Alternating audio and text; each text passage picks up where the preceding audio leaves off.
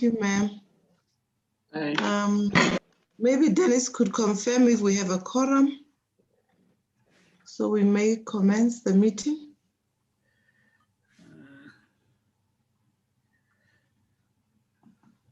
From what I see on the wall, we have Madagascar, we have Zambia, Malawi. Okay, we have Zambia.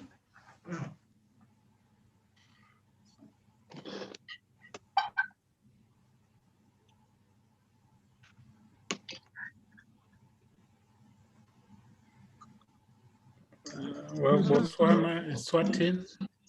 Is Botswana on? Is Honorable Swani online? I did not see him yet. Yeah. I see staff mostly. Mauritius.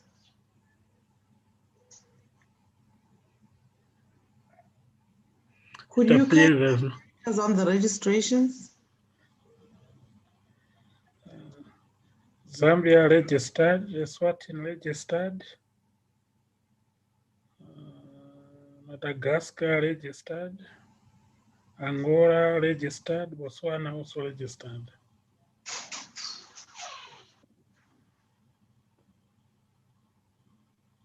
The Honorable Vice President is also on the call. Welcome, Honorable Vice President.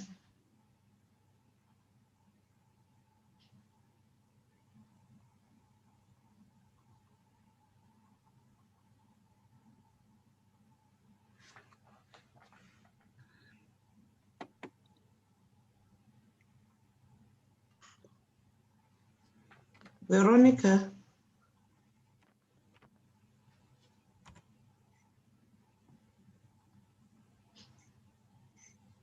Kindly check in with the support of Pauline quickly and let us know whether we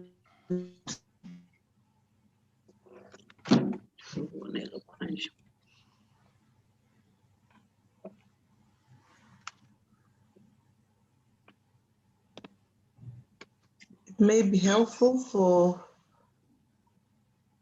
the members to also maybe switch on their cameras and maybe to go through some of the basic logistics that at the bottom of the screen, kindly click on interpretation and choose the language of your choice.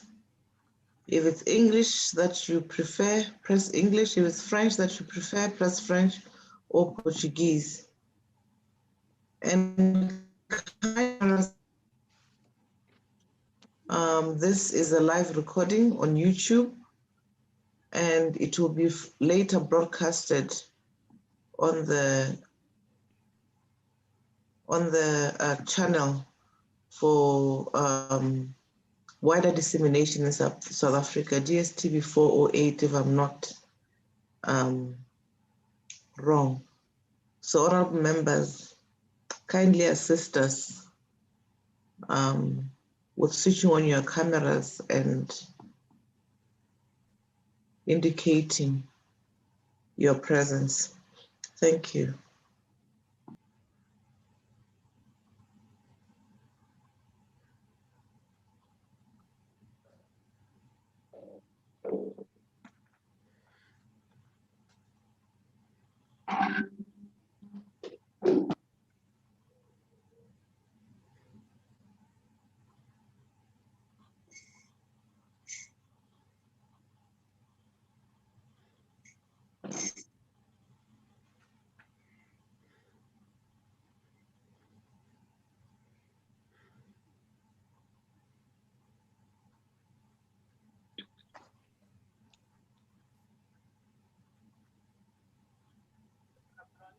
Bom dia, senhora deputada, bom dia.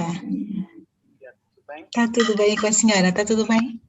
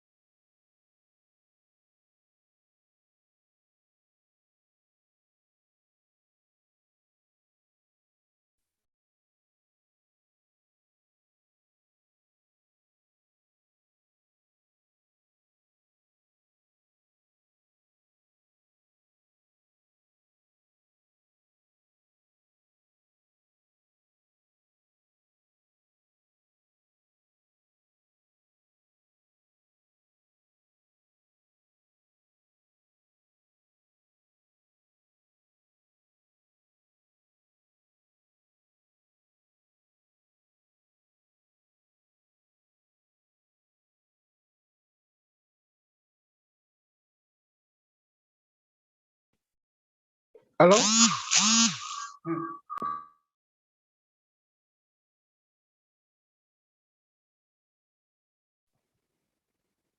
Hello? Switch off the other devices now.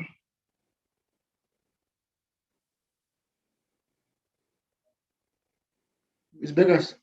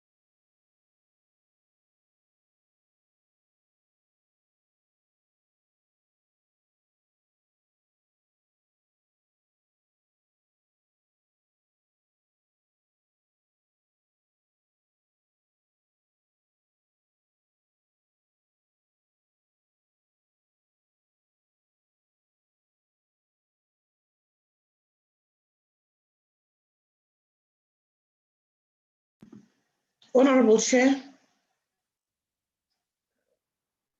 Yes, Madam SG. yes, good morning, Honorable Chair. I propose we proceed with the Morning, meeting. To be fair to those members who are online in good time, we are getting some apologies for late attendance. By registration, we have a quorum, and therefore, under the circumstances and under the guidance that we have on our on the rules regarding online meetings, we are good to proceed. Okay, Madam. Who is moderating? Chair, it is your meeting. I don't have the program, Madam SG. It wasn't shared, so I don't know where to start from. Mr. Dennis, if I may check, do members have their documents with? Yes, let me share the program.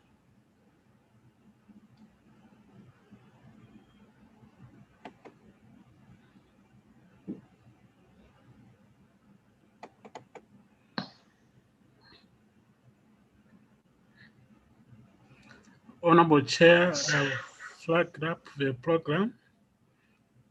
Thank you. If I may check, Dennis, was everything emailed to the members? Yes. Would you kindly resend those documents? Honorable Ndebele does not have her documents. Okay, I will. Does she have her welcome remarks? Yes, Yes, I do. Okay, all right, thank you.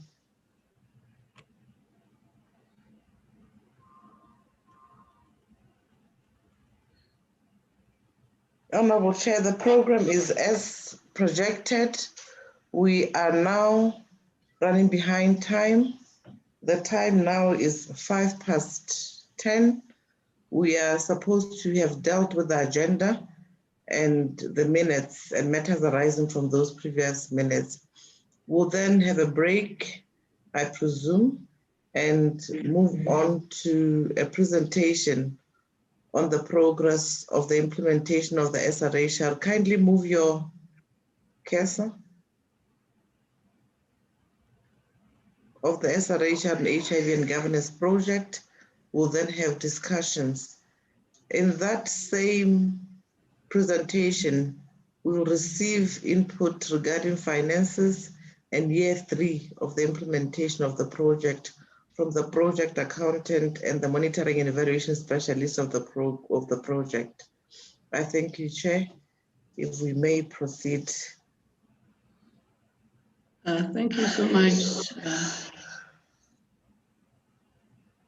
Madam SG.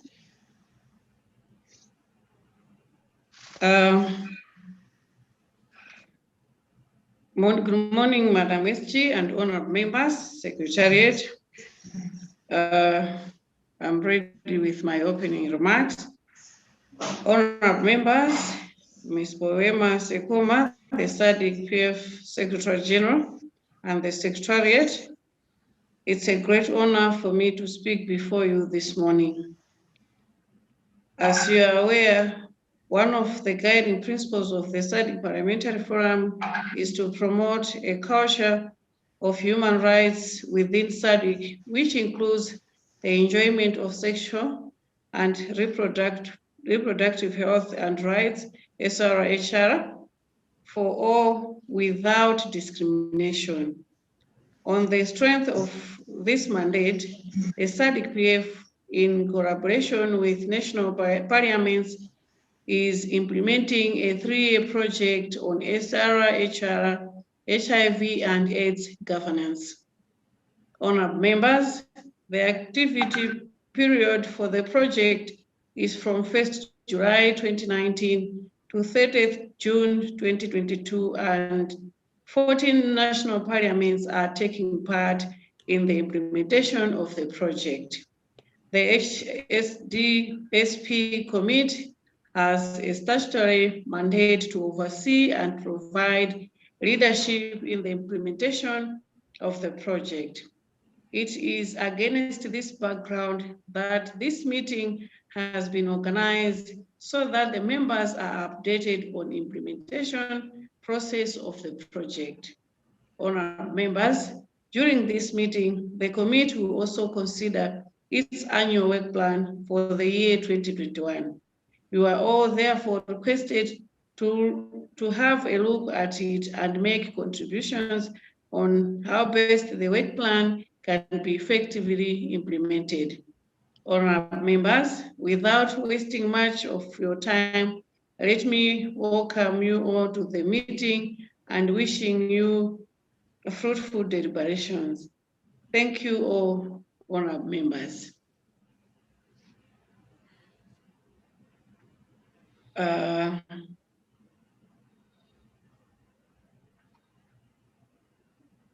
Dennis, can I have the program?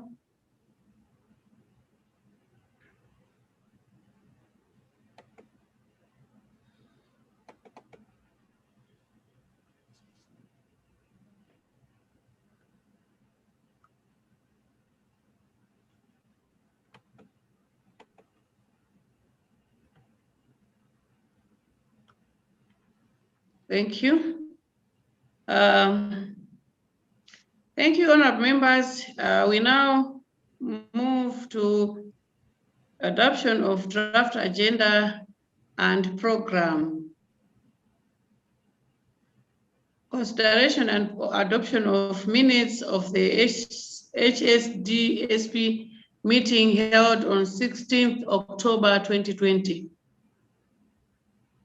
Matters arising from the minutes of the previous meeting, and then we will go to consider and adopt the work plan of the year 2020.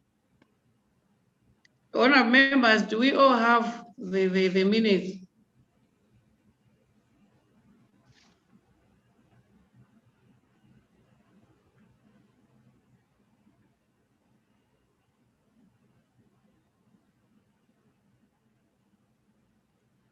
Honourable members?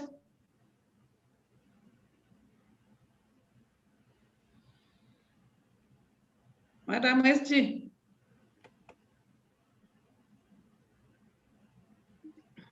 Honorable Chair, Do we have all the members in we the have meeting? about 5 members. We have Angola, I saw Seychelles. I also saw, which country was that? I saw Seychelles, Angola, but the difficulty may be that these are, hello? These are new members. These are new members, Honorable Chair, but they should be able to respond to you in terms of whether they have the minutes or not. All right.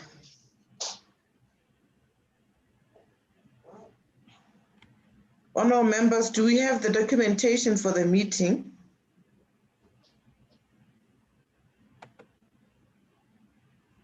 Angola, thanks. Angola has the document. Seychelles? Hello. Yes, Honorable Stock, do you have the?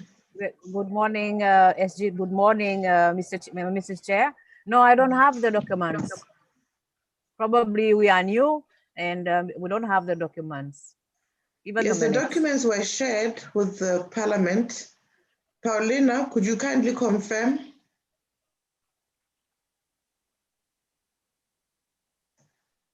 I do confirm, Madam SG, the documents were shared with the SADC PF desk officers.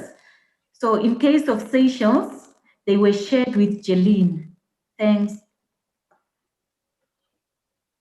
Madagascar has also confirmed that they do have the documents. Just to accommodate this gap, could we kindly flag the documents on the screen to facilitate members at this point and proceed with the meeting? And I'd also encourage Dennis to be ready to respond to any queries that the honorable member may have in this regard as the committee clerk for the committee. I would have to excuse myself in a few minutes to attend to another engagement up to 12 o'clock.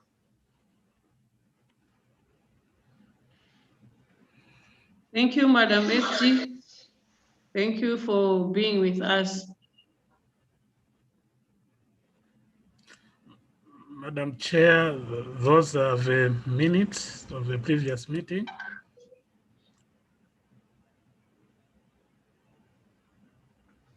Yes. Okay. I think we can just quickly go through the minutes for the members to be able to consider the adoption. I don't know, since most of the members are new, I don't know if there are going to be matters arising.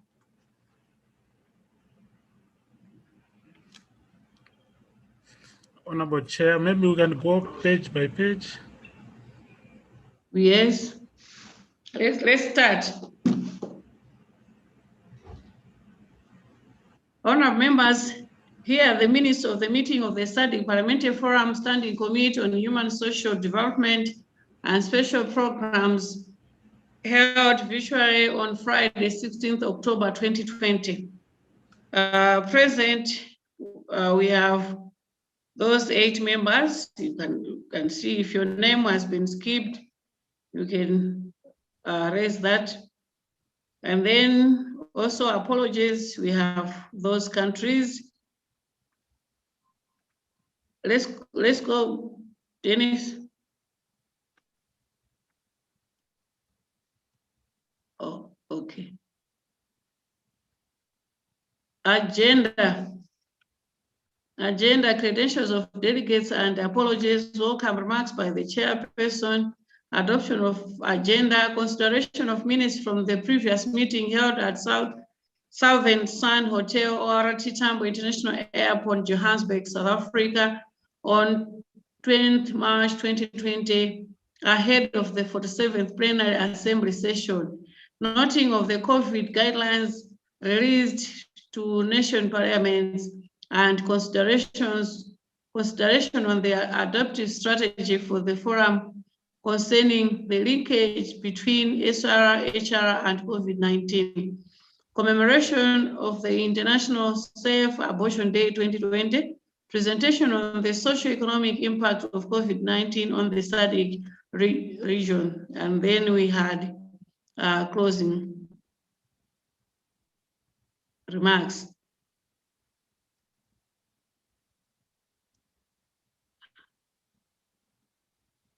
Okay, adoption of the agenda.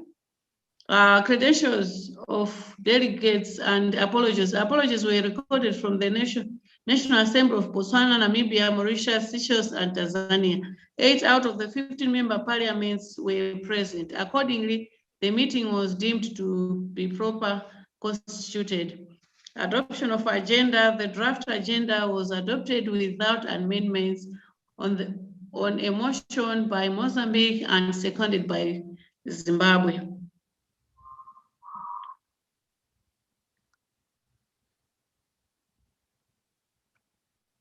Welcome remarks by the chairperson. In the welcome remarks, the chairperson, Honorable Bethan Ndebele, recalled the meeting of the 10th March 2020 held in Johannesburg, South Africa, where the HSDSP committee had deliberated on a number of issues, including the implementation status of the second phase of the SRHR HIV and AIDS governance project, which fell under the committee's oversight, amid the proposal for the development of the model law on public financial management and the recruitment of the program manager for the HSDSP and GAWAD, and the recruitment of the program manager for, and GAWAD standing committees. In the same meeting, the committee had also requested to be briefed on the impact of the COVID-19 pandemic on the SADC region. Hence, the inclusion of the said briefing on the agenda of this meeting. Wondebere commented on the Secretariat for securing a resource person to sensitize the committee on the impact of the COVID-19 pandemic, which was adversely affecting not only the region, but the entire globe. To that end, the meeting was being held under the current and relevant theme, the need to adapt to COVID-19 and streamline response measures taken in the view of uplifting the SRHR agenda for SADC member parliaments.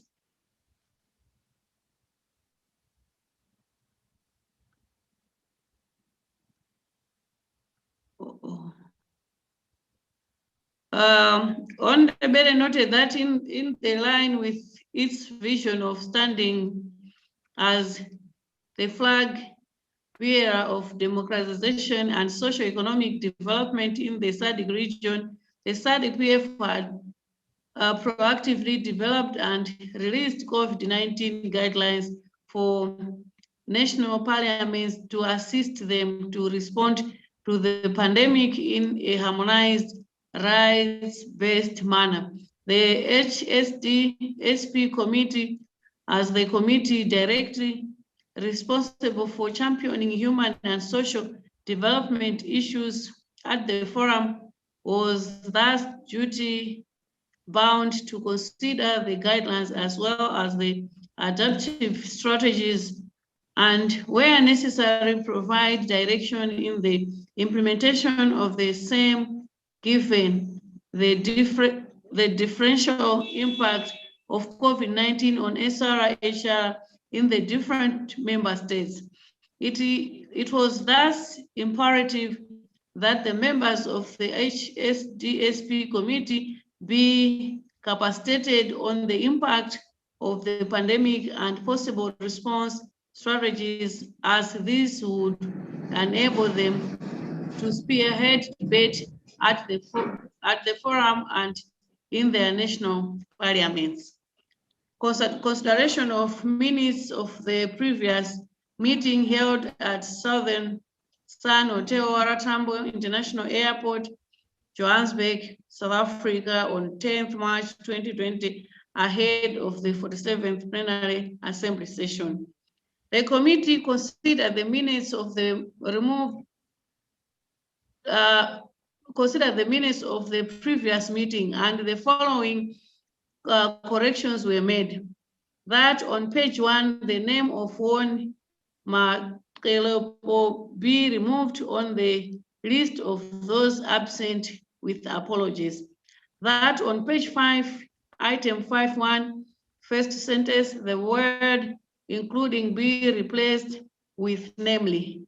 That on page 5 on the table reflecting SRHR researchers, the spelling of the name of the SRHR researcher appointed by the Parliament of Lesotho be corrected to Tsoaki Chaberi. That on page 6, item 5.2 be replaced to each staff member. That on page 10, item 7 on be rephrased to the Secretary General, provided the link to the rephrased to each staff member. That on page 10, item 7 be rephrased to the Secretary General, provided the link to the WHO website for more information. On the motion by Mozambique and seconded by Zimbabwe, the minutes of the previous meeting held on 10th March 2020 were adopted as correct record of proceedings, subject to the aforementioned amendments. Matters arising from the minutes of the previous meeting held at Southern Sun Hotel Waratambo International Airport, Johannesburg, South Africa, on 10th March 2020, ahead of the 7th 47th Plenary Assembly session. There were no matters arising from the minutes of the previous meeting. Noting of the COVID guidelines released to national parliaments and consideration of the adaptive strategy. For the forum concerning the linkage between HR, SR, and COVID-19.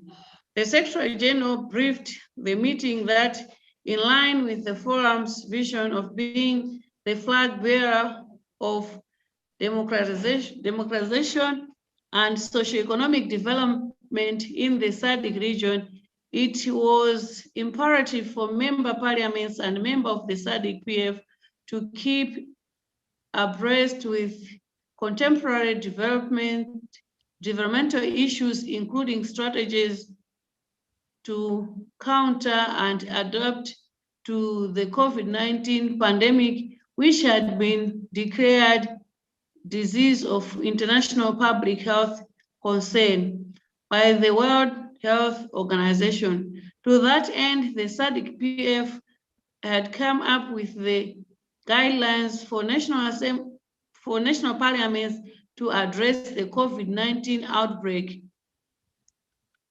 We have an attachment, Annex 1, as a framework to buttress short and long-term interventions by national parliaments and governments in the region. The guidelines were informed by public health principles contained in model law that had been developed by the forum, including the quest for a universal health coverage, which had been the theme of the 46th Plenary Assembly held at Swakopmund, Namibia in December 2019, as well as international public health principles outlined by the World Health Organization, among others. The guidelines were also predicted on Parliament's role in mitigating the pandemic, including but not limited to policy making and enactment of legislation, as well as budgetary oversight. To that end, the guidelines provided pointers to members on what they should look out for in fulfilling their legislative, policy, and budgetary oversight and representative role in the fight against COVID-19 within the remit of UHC. This included embedment principles of equality, access to healthcare services, observance of human rights, protection and promotion of frontline staff, and access to SR/HR services, which had become more prominent during the pandemic. For instance, cases of teenage pregnancies, gender-based violence, intimate partner rape, and rape in general had increased, while access to healthcare services such as cervical cancer screening and access to retroviral treatment had also been seriously compromised. It was thus critical for Parliament to inquire into and deliberate to these issues, as well as ensuring that budgetary allocations over this broad spectrum of SR/HR issues, which had been heightened by the pandemic. The guidelines thus provided a user-friendly one-stop guideline in looking at this whole gamut of SR/HR related issues. The guidelines also outlined the possible adaptive strategy by national parliaments and how parliaments could streamline SR/HR issues within this response initiatives. For instance, it was highly probable that national parliaments would prioritize the enactment of COVID-19 related emergency legislation during the prevalence of the pandemic at the expense of any other legislation. It would be important, therefore, for members to ensure that SR-HR issues do not take a backseat during the pandemic, given the upturn in SR-HR indicators during the pandemic. Thus, it would be prudent for national parliaments to prioritize both SR-HR and COVID-19 related legislation, despite giving greater priority to the latter. The Secretary General stated that over and above budgetary oversight, the guidelines also provided for increased oversight.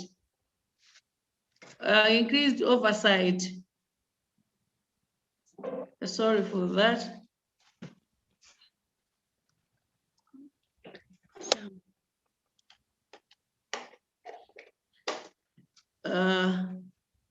That's okay. Okay, sorry for that. I forgot to plug my laptop on the electricity, so it was about to switch off.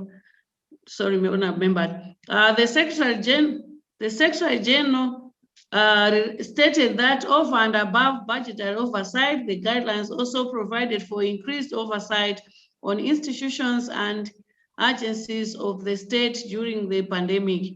It was just as important for national parliaments to ensure prudential allocation and use of resource during this crisis period, as it was for them to prevent arbitrary wastage of public funds. It would also be important for parliaments to demonstrate inclusively and an increased willingness to champion SR-HR issues of communities and vulnerable groups during the pandemic. To this end, members of the HSDSP committee were expected to engage citizens at the community level to hear their concerns and report to the committee on the same. Members were also implored to influence their committees at the national level to adopt and implement the guidelines, and again report on what they had done in this regard at the next meeting. In the ensuing deliberation, the chairperson mentioned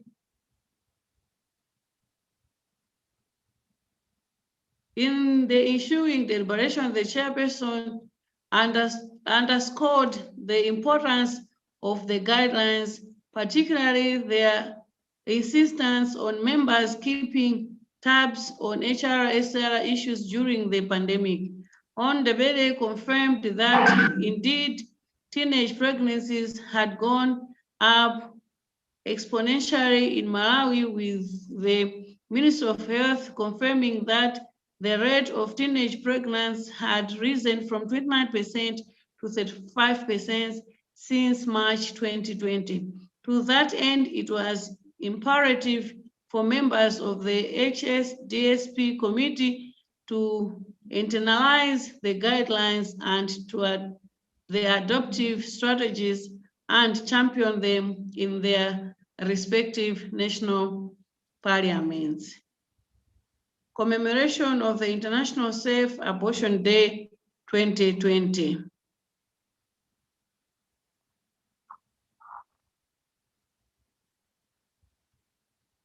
As part of a belated commemoration of the International Safe Abortion Day held on 28 September 2020 under the theme Telemedicine, Self-Managed Abortion and Access to Safe Abortion in the Context of COVID-19 Pandemic. The committee was treated to an illustrative video which highlighted the prevalence of unsafe abortions and their negative impacts on women and girls in the region. The video revealed that though most countries in the region were averse to registering safe abortion, 1 in every 4 pregnancies in Southern Africa ended in abortion, while complications of 74% of unsafe abortions ended in death, and the reasons for unsafe abortion varied from rape to unmet needs for contraceptives as well as poverty. However, the fatalities could be avoided if women and adolescent girls are given unrestricted access to safe abortion services and contraceptives. Instead, girls and women have had to suffer the ignominy of stigma and ostracism that often comes with unsafe abortion, let alone the trauma and lifelong internal injuries associated with the same. Unsafe abortions were also impacting negatively on the development of women and adolescent girls in the region, as the victims are often forced to drop out of school due to stigmatization and thus miss out on economic opportunities. In this regard, unsafe abortions have adverse economic consequences for girls, for government and the public health system, as the cost of having safe abortions was estimated to be less than a tenth of the cost of caring for women after abortion. Additionally, loss of income and the cost of recovery from unsafe abortions exerted a major financial burden on families, communities, and the public health system. Restrictive policies and legislation were the major stumbling block to safe abortion and unrestricted access to contraceptives. Even in the case where safe abortion is permissible, other barriers such as the distance to the healthcare service center, lack of information on safe abortion, social norms and cultural practice that perceive abortion as taboo and sinful, and stigma drove women and adolescent girls underground into unsafe abortion practices. Governments and parliaments in the SADC region thus had it within their power to stem the growing tide of unsafe abortions and save lives by 1. Enacting progressive SRHR policies and legislation that promote safe abortion and access to contraceptives. 2. Speaking out against stigma, social norms, and cultural practices that force women and adolescent girls to opt for clandestine and safe abortions. 3. Educating health service providers on ethical conduct that is non-judgmental and supportive of safe abortion. 4. Enhancing access to sexual and reproductive health information. 5. Lobbying for the implementation of comprehensive sexuality education to prevent early and unwanted pregnancies. Making abortion legal and accessible would thus improve the lives of communities by reducing maternal mortality and morbidity, keeping the girl child in school, and increasing sexual and reproductive health outcomes. Consequently, putting policies in place that expand access to safe abortion would lower healthcare costs and achieve sustainable development goals. The committee noted and acknowledged the need to promote safe abortion in the SADC region by enhancing enabling legislation and policies. The committee recognized that in the absence of enabling legislation, unsafe abortion would continue unabated, and the region would continue to lose the potential human capital resident in women and adolescent girls. Presentation on the socioeconomic impact of COVID-19 on the SADC region by Trude, Executive Director, Trade Law Center. Ms. Trude prefaced her presentation by acknowledging that the COVID-19 pandemic had affected everyone, some more closely than others, and had changed the way we live, the way we relate, and the way we do business. She asserted that the COVID-19 pandemic was a health crisis in the first instance, which had morphed into a global economic crisis and a development crisis for Africa. This had been exacerbated by Africa's vulnerability to crisis due to the continent's fragile health system, that largely informal economies, and a heavy reliance on tourism and trade, which were adversely impacted by the closure of borders. COVID-19 had thus exposed existing vulnerabilities, inequalities, and exclusion, and unearthed new ones.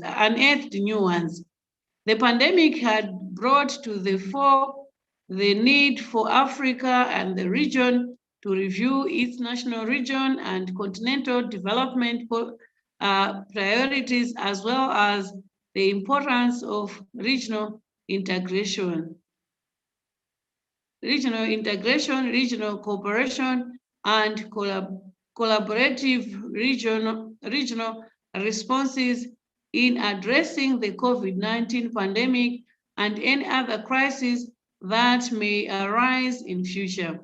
It was thus important to review some of the response initiatives that countries in the region had taken with a view to galvanizing reconstruction, recovery, and building resilience. The presenter noted that from the time the first case was discovered in Egypt on 14 February 2020, African countries had stepped up their capacity to test and trace cases of infection. In that respect, African countries had proven that in a short space of time, they could develop their capacities and strengthen their healthcare systems, a positive development which Africa and the region should build on for future resilience.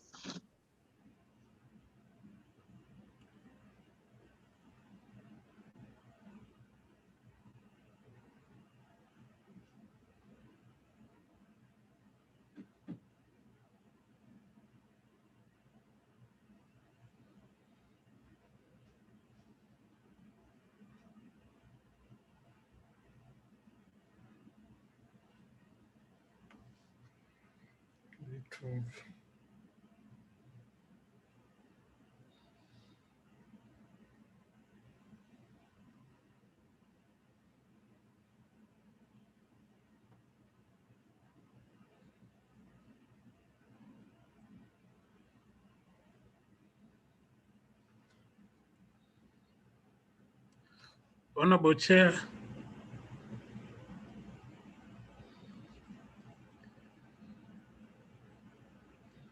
hello, hello,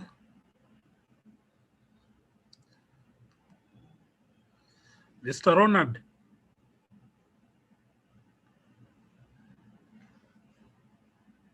Mr. Ronald. Hi. Hi, Dennis. Hello. Dennis. Yes, the Honorable Chair has just disappeared. Any think technical she- issue?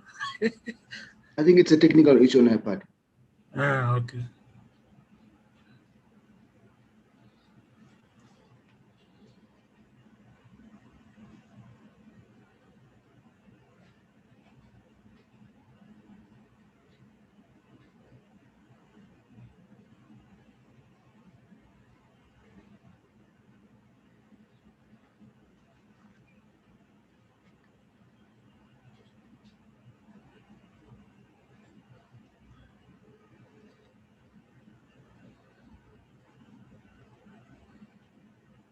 Yes.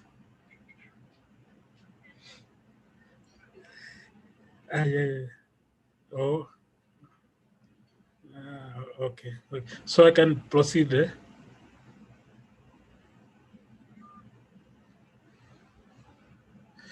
Honorable members, sorry, there's a small hiccup with the Honorable Chair. She's joining in shortly.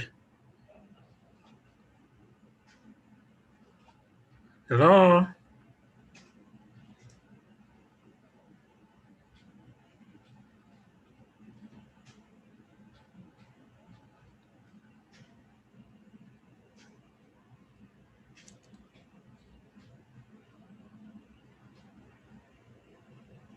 Yes, Dennis. Yes, Madam Secretary General, the Honorable Chair has a small hiccup. She's joining us shortly in a few Okay. seconds.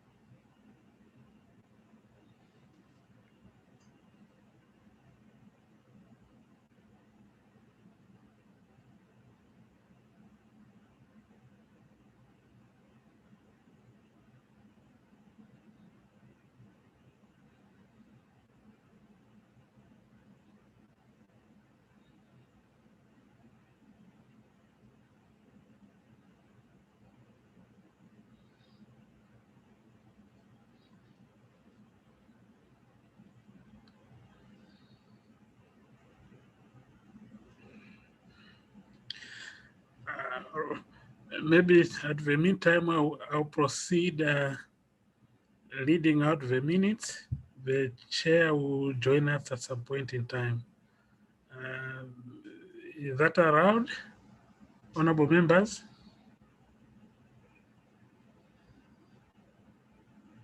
Dennis, Yes? I'm here. Ah, okay, fine. Please continue. All right. We were on 8.3. Yes. All right. Sorry for that, honorable members.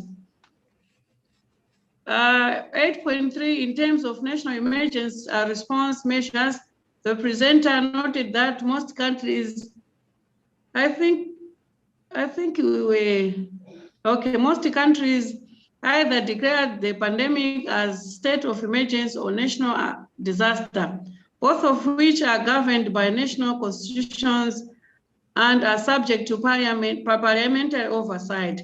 These declarations were both legitimate and appropriate and allowed states to muster the resources necessary to fight the pandemic timelessly. However, it must be noted that some of the emergency measures, including national lockdowns, had had a severe and lasting impact on the economic of SADC countries in terms of income and income generation and employment. An increasing number of people had lost their livelihoods, among them cross-border traders who were mostly women, tour operators, small and medium enterprises. It was thus urgent and imperative for policy makers to start factoring this into the planning process for post-COVID recovery and job creation.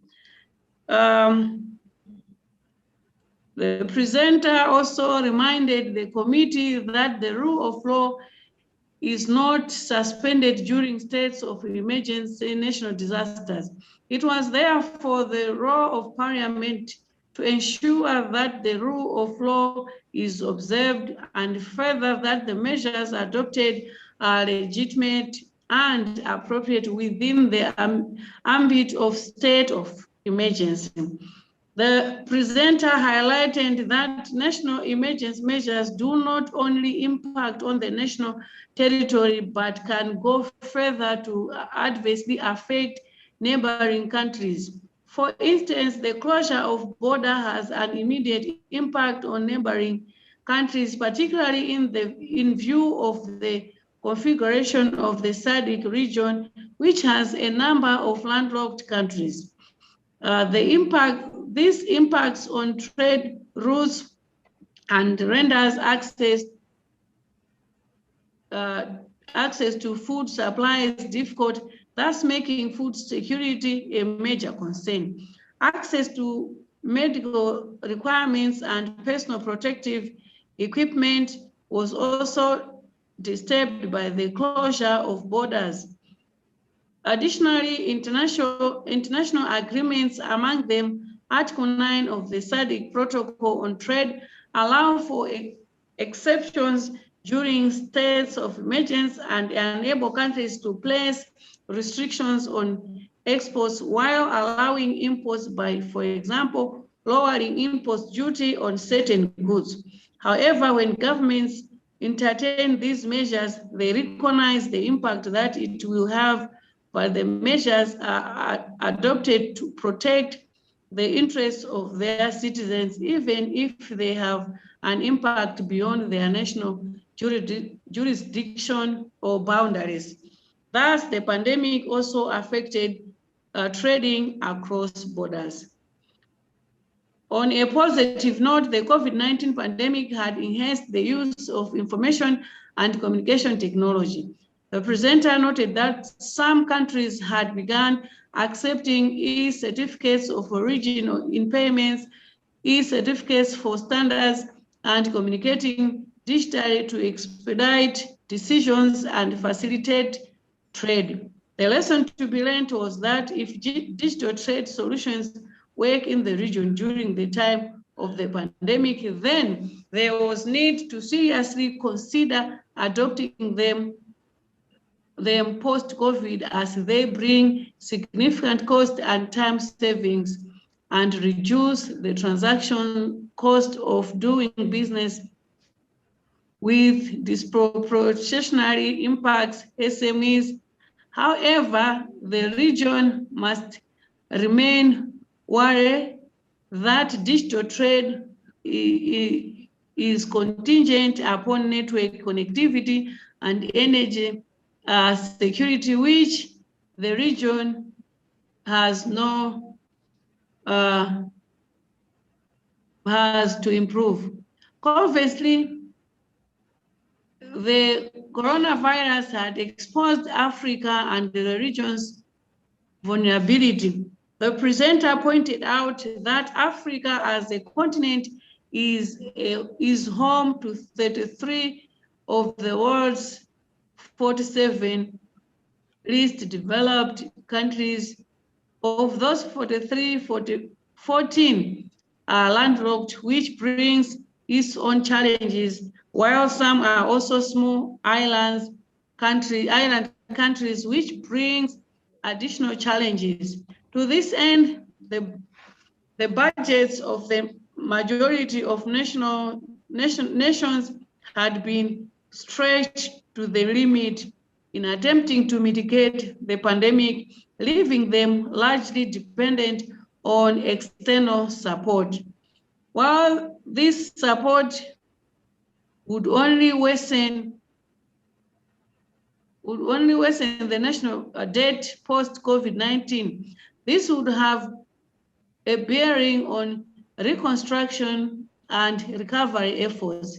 It was therefore important for parliaments to closely monitor the national debt with a view to ensuring that it does not adversely affect the country's resilience in future.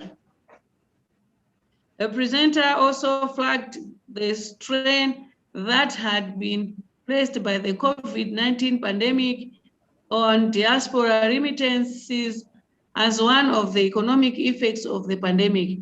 She noted that in some countries, diaspora remittances make a significant contribution to financial inflows at the household and national level. As such, they were critical for livelihoods and access to essential services and supplies. Regrettably, the World Investment Report predicted that foreign direct investment of African countries would decline by between 25% and 40%, which is a very significant reduction, particularly in the fact that most African countries did not generate enough savings to translate into domestic investment. National parliaments were therefore duty-bound to initiate dialogue and find solutions to the heavy dependence on diaspora remittances going forward. The presenter noted that generally the statistics appeared to show that there was a greater infection rate among men than women in the SADC region. There was an unfortunate dearth of statistics in relation to how the pandemic was impacting on women and girls at the household and national level. It was imperative, therefore, for solid evidence-based research to be carried out to determine the economic and social impact of the pandemic on women and girls at the household and community level. The pandemic had also resulted in a significant reduction in commodity prices on the international market due to a decline in demand resulting from the closure of borders and national lockdowns. For instance, the price of oil had gone down, leading to concomitant reduction in the price of fuel in some countries. Additionally, the pandemic had also culminated in an inevitable shrinking of the tourism sector and related downstream sectors by 3.3%.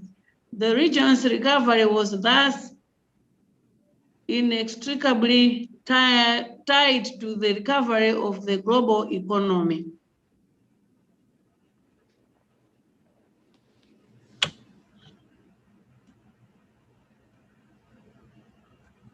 True to the maxim that says necessity is the mother of invention, the pandemic had also exposed the ingenuity of business people and young people in the region. UNICEF had launched a COVID-19 design innovation challenge, and youths from the length and breadth of the continent had responded positively with new products and new digital solutions. A case in point was the 23-year-old Malawian national who had developed an offline mobile learning application The majority innovations were digital innovations, which would put the region at competitive advantage on the global market post-COVID. The presenter commended regional economic communities and the SADC-PF issuing guidelines and recommendations to assist SADC countries in the fight against the pandemic. She noted that the guidelines developed by the SADC-PF, which called for cooperation among member states, had been proactively issued in April, shortly after the outbreak of the pandemic, which demonstrated the forum's responsiveness to issues affecting the region. However, she noted with dismay that whilst the guidelines provided a comprehensive reference point for adoptive strategies, the major drawback was that they were not binding on member states and thus could not be enforced. She called upon the committee to find ways to ensuring that the guidelines are implemented. In the view of the foregoing impact of the pandemic, the presenter made the following recommendations. She called on Africa and the region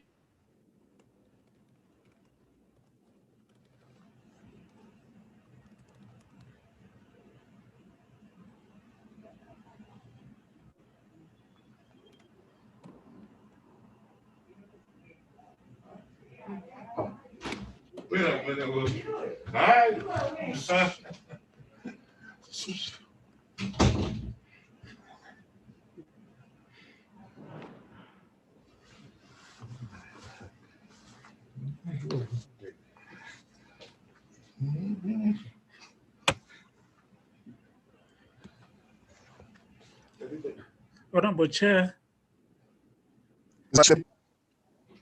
Hello.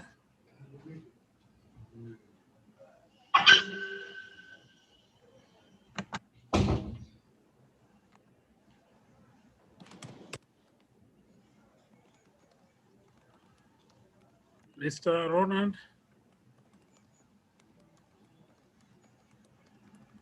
Dennis, she's off again. Yeah, she's off again. You can continue. I think you can read out the minutes.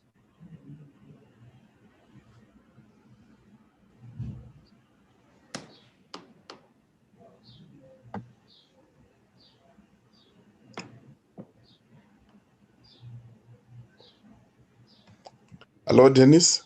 Hello. Proceed with the minutes while we wait for the chair to reconnect. Okay, fine. Honorable members, I think the Honorable Chair had left on item 8.12. In view of the foregoing impact of the pandemic, the presenter made the following recommendations. She called on Africa and the region to focus on enhancing its productive capacity by harnessing the intellect of students at universities and tertiary institutions to repurpose the region's productive capacity. She stressed the need for consultation, cooperation, and coordinated regional response in customs and border management, harmonization of tariffs, and trade facilitation, among other issues. She implored on policymakers in the region to initiate discussions on post-COVID recovery, reconstruction, and resilience. The discussions ought to center on diversification and developing productive capacity, food security in terms of linking agriculture to industrial development, trade facilitation, development of a services sector, that is healthcare, education, transport, communications, including digital healthcare solutions, which remained untapped, and enhancing government capacity to respond to manage crises.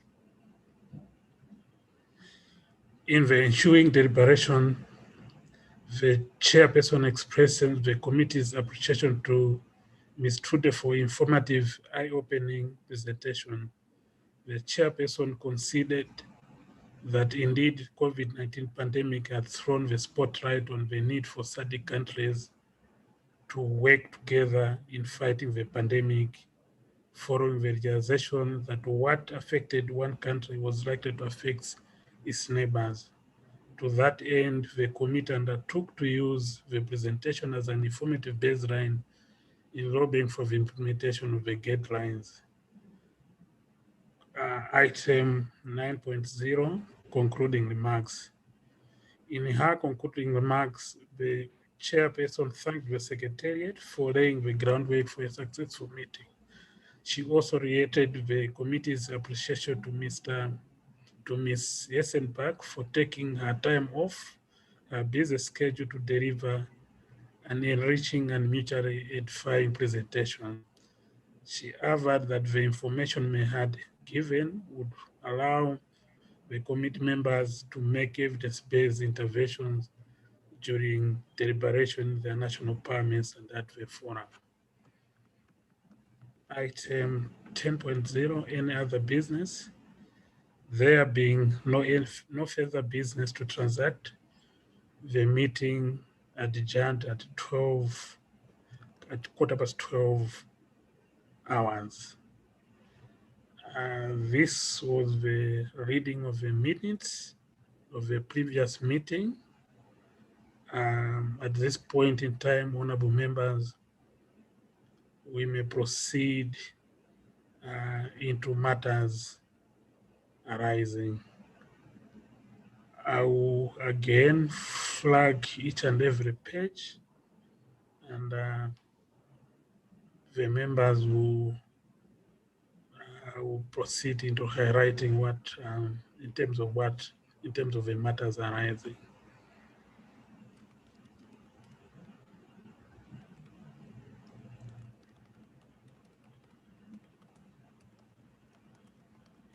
Maybe before we go to that, we, having read the minutes, the members, the committee may wish to proceed on the adoption process. One member may wish to propose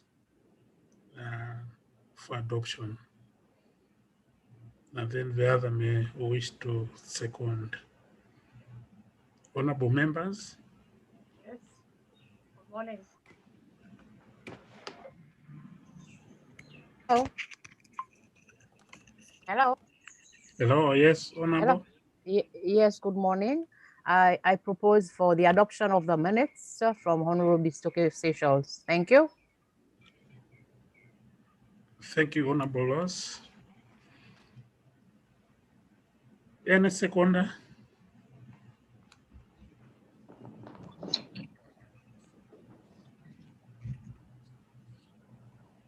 Eu sou Luísa Damião, da Angola, e apoio a adoção. Thank you. Angola is seconded. This means that the minutes of the committee for the previous meeting have been adopted.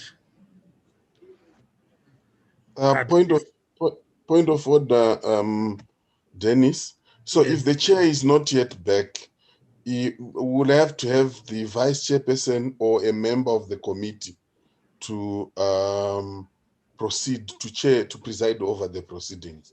So could you facilitate the committee to do that? Okay. Sure. From that guidance,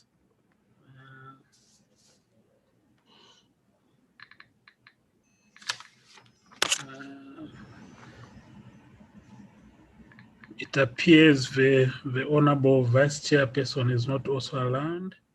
So one of the members of the committee can chair. Yes. Just need the committee to nominate someone, and they will be able to chair while we wait for the chairperson.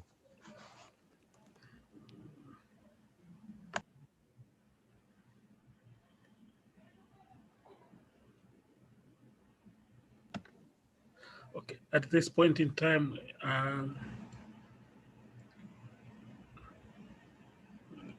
any member who the honorable chairperson has technical hitches and the honorable vice chairperson is not around, the committee may proceed nominating a member to preside over the proceedings.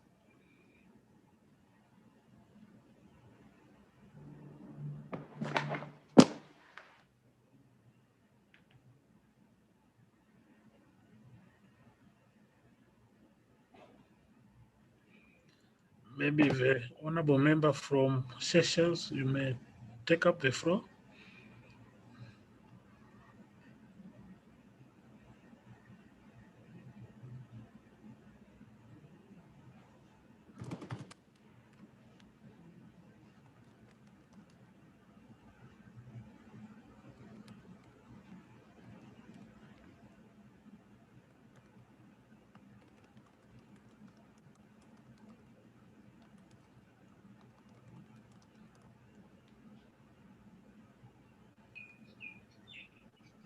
Hello. Hello, honorable, also you can take up the floor.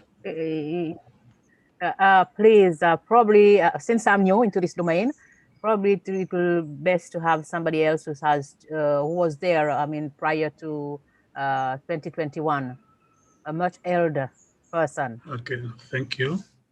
Thank you. Thank you. Chairperson, I mean, but Dennis, if we may guide the members to say, prior to 2021, some of the members, I mean, majority of the members are also equally new. So just to put the members at rest, that the chairing is not a difficult task. But that having been said, I see Eswatini, I see Lesotho, they are in the meeting. Could we get assistance for us to be able to move with the meeting? We need the nomination of a member to chair the meeting. The committee clerk will guide the chair. So it's not a difficult task. Exactly.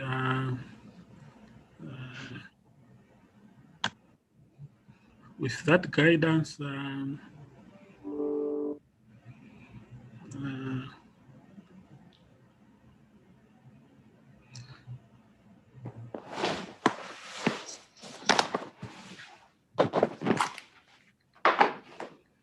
Lesotho maybe can help us.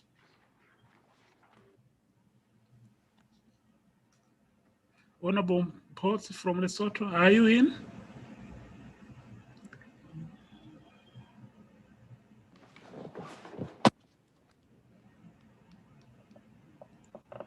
Hello?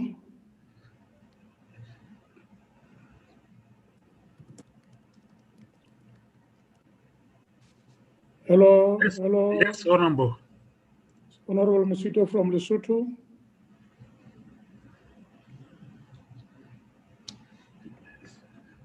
Yes, you can take the floor to. Yes, I can, but I have problem of network is not good enough. Okay.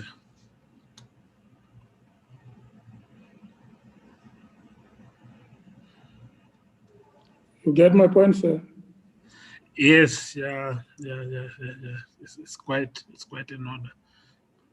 Yeah, so sometimes I didn't hear you, so I don't think it can be good to chair the committee.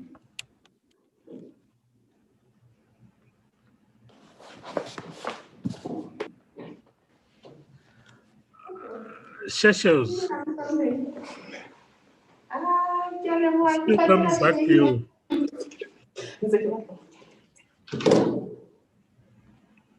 Hello. Hello. Yes. Hello. Yeah. Okay. Hello? Good morning. Can you hear me? Been waiting since 8 o'clock. Okay, so okay, I've been waiting since 8 o'clock. Did you left? No, I have. Honorable Ross, are you taking up the floor?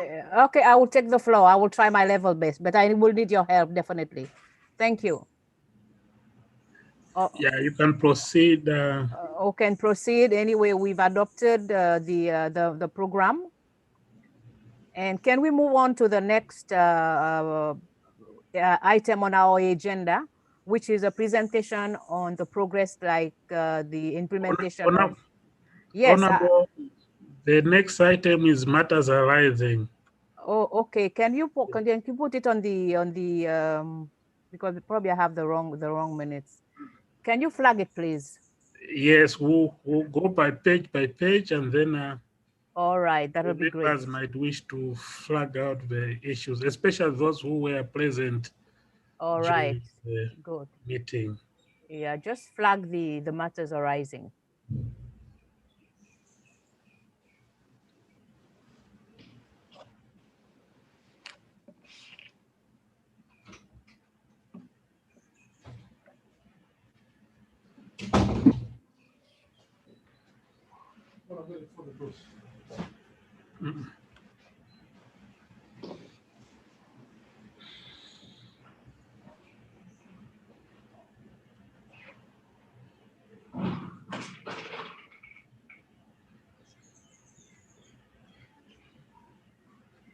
Are we on the same page?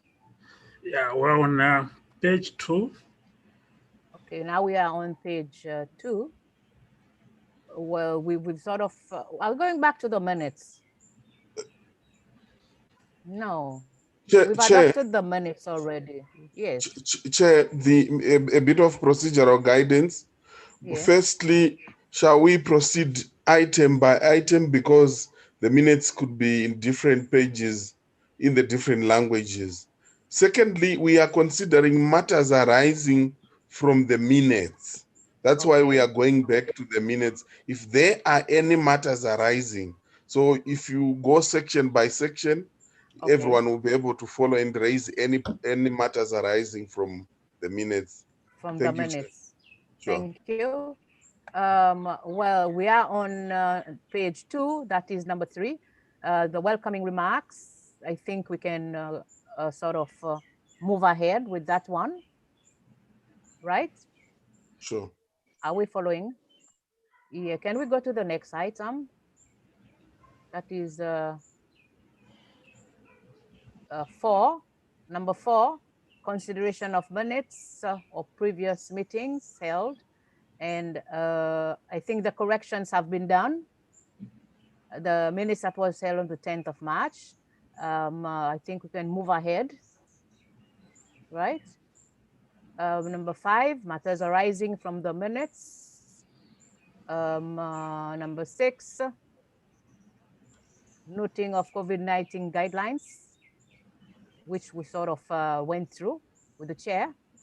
6.1, it was discussed, well, it's in the minutes, and the way forward were discussed as well. 6.2, guidelines were predicted on parliamentarians, and I presume we can move ahead with that, except if we have any corrections or any other points that we would like to raise. Or else we go to 6.3, guidelines that outline the possible adoptive strategies for national parliamentarians on SRHR issues. If there's no correction, we can still move ahead to 6.4. The SG stated over the above budgetary oversight, considering the budget increase in regards to SRHR championing as well. I think we can move ahead to 6.5 if there's any corrections. Again, we had some data, evidence in regards to the teenage pregnancies. Right, we move to 7.0, commemoration of the International Safe Abortion Day. Any issues or any corrections to be done? And I presumed it was deliberated upon. We move to 7.2 in regards to the same issue, No corrections? Any corrections to be done? No, if not yet, we move to 7.3, which are the policies and the legislations in regards to the barriers, which were described from 1.2, 1, 2, 3, 4, 5. Any corrections to be done? If not, we move to 7.4. In regards to accessibility of sexual reproductive health services. Any corrections? 7.5. The committee noted the acknowledgement of to promote safe abortion in regards to the same issue. If not, we move to 8.0, presentation on socioeconomic impact of COVID-19 on SADC region. Any corrections to be done? If not, we move to 8.2 in regards to testing capacities into the region. No corrections. We move to 8.3 to emergency response measures that were discussed into the meetings. If no corrections, then we move to 8.4 about the rule of law and in cases of emergencies and all the accessibilities of different supplies, PPEs, and so on and so forth. There's no correction. We move to 8.5. 8.5, the COVID-19 pandemic, which has enhanced or promotes accessibility to communication technology. No corrections. We move to 8.6, which pointed out the issue on the continents in regards to COVID-19. We move to 8.7 if there's no correction on 8.6. All right, the critical issues of the livelihoods. If there's no correction, we move to 8.8. Again, about the issues, the impacts of COVID-19 on the women and girls. If there's no correction, we move to 8.9. Again, the shrinking of the economy. We move to 8.10. Okay, necessity, the woman invention. If there's no correction, we move to 8.11. That was a recommendation of the REX. If there's no correction, we move to 8.12 on the various issues that were raised on COVID-19, the resilience as well. 8.13, well, that's the express of the chairpersons in regards to COVID-19 spotlights and to other countries to fight against the epidemic. And 9.0, the concluding remarks by the chairperson. Can go ahead with that one. And then AAOBs, any other business? 10, right? Are there any issues to be raised in regards to the last minutes? Any corrections to be done? Members, honorable members? If not, I will move for the second adoption, confirmation of the last minutes meeting. Dennis, am I on the right track? Hello? Yes, honorable. Hello? Yes. Can you hear me? Yes, we have, the minutes have been already adopted. Adopted, but not confirmed, yes. It appears no matters arising and the meeting can be confirmed. Can be confirmed, yeah, confirmed. Yeah. Honorable members, we do confirm the minutes of the last meetings. Yes, confirmed. Okay. Thank you. Can we move on to the next item?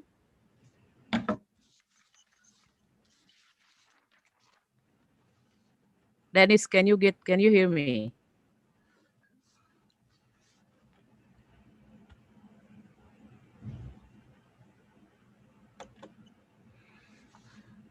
Please, I need your guidance.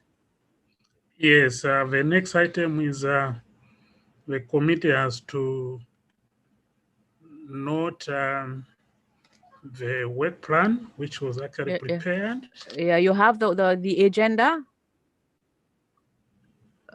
the program of today. I think I may have it. Let me flag out the work plan for the committee to go through. Yes.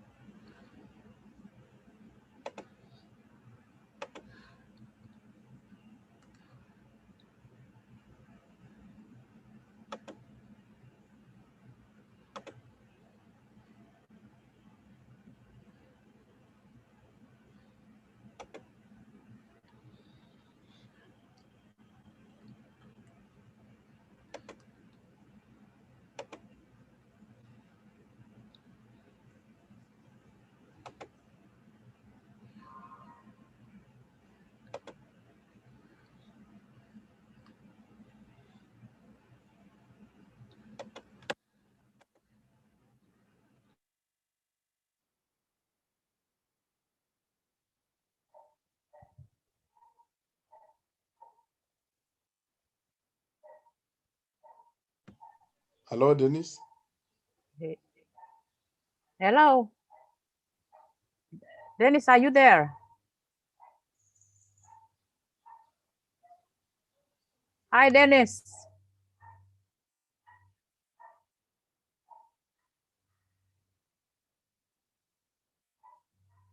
Chair, are we going to see what's happening? We'll be with you just now. Okay, all right. Thank you.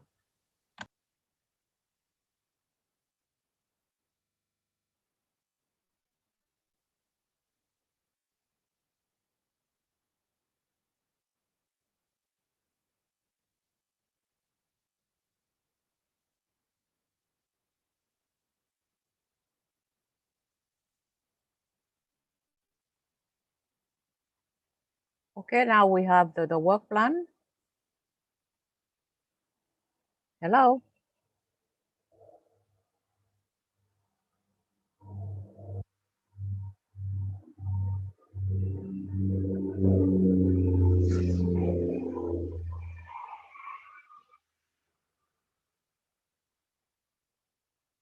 Hello. Hello.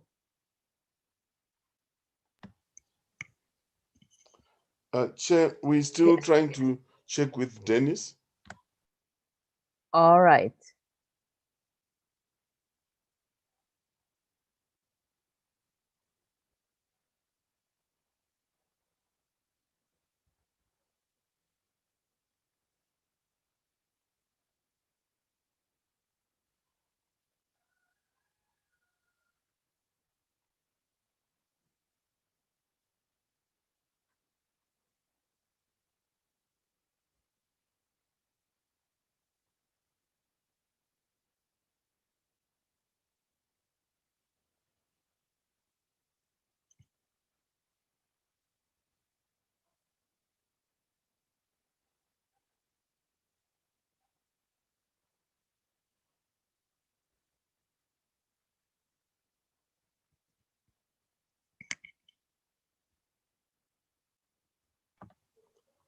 Dennis is joining us now, Chair. Okay. Hi, Dennis. Hi, Dennis. Hello.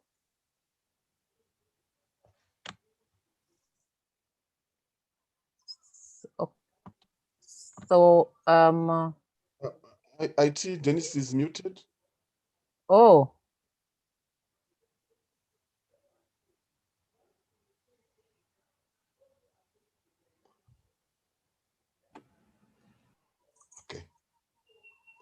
It's okay now. No, you muted again. Hi, Dennis. IT, could you assist? Koresha, I've sent the request. Okay, he's unmuted now. Okay. Okay. Hello, Dennis. Yes. Go ahead. The chair is waiting.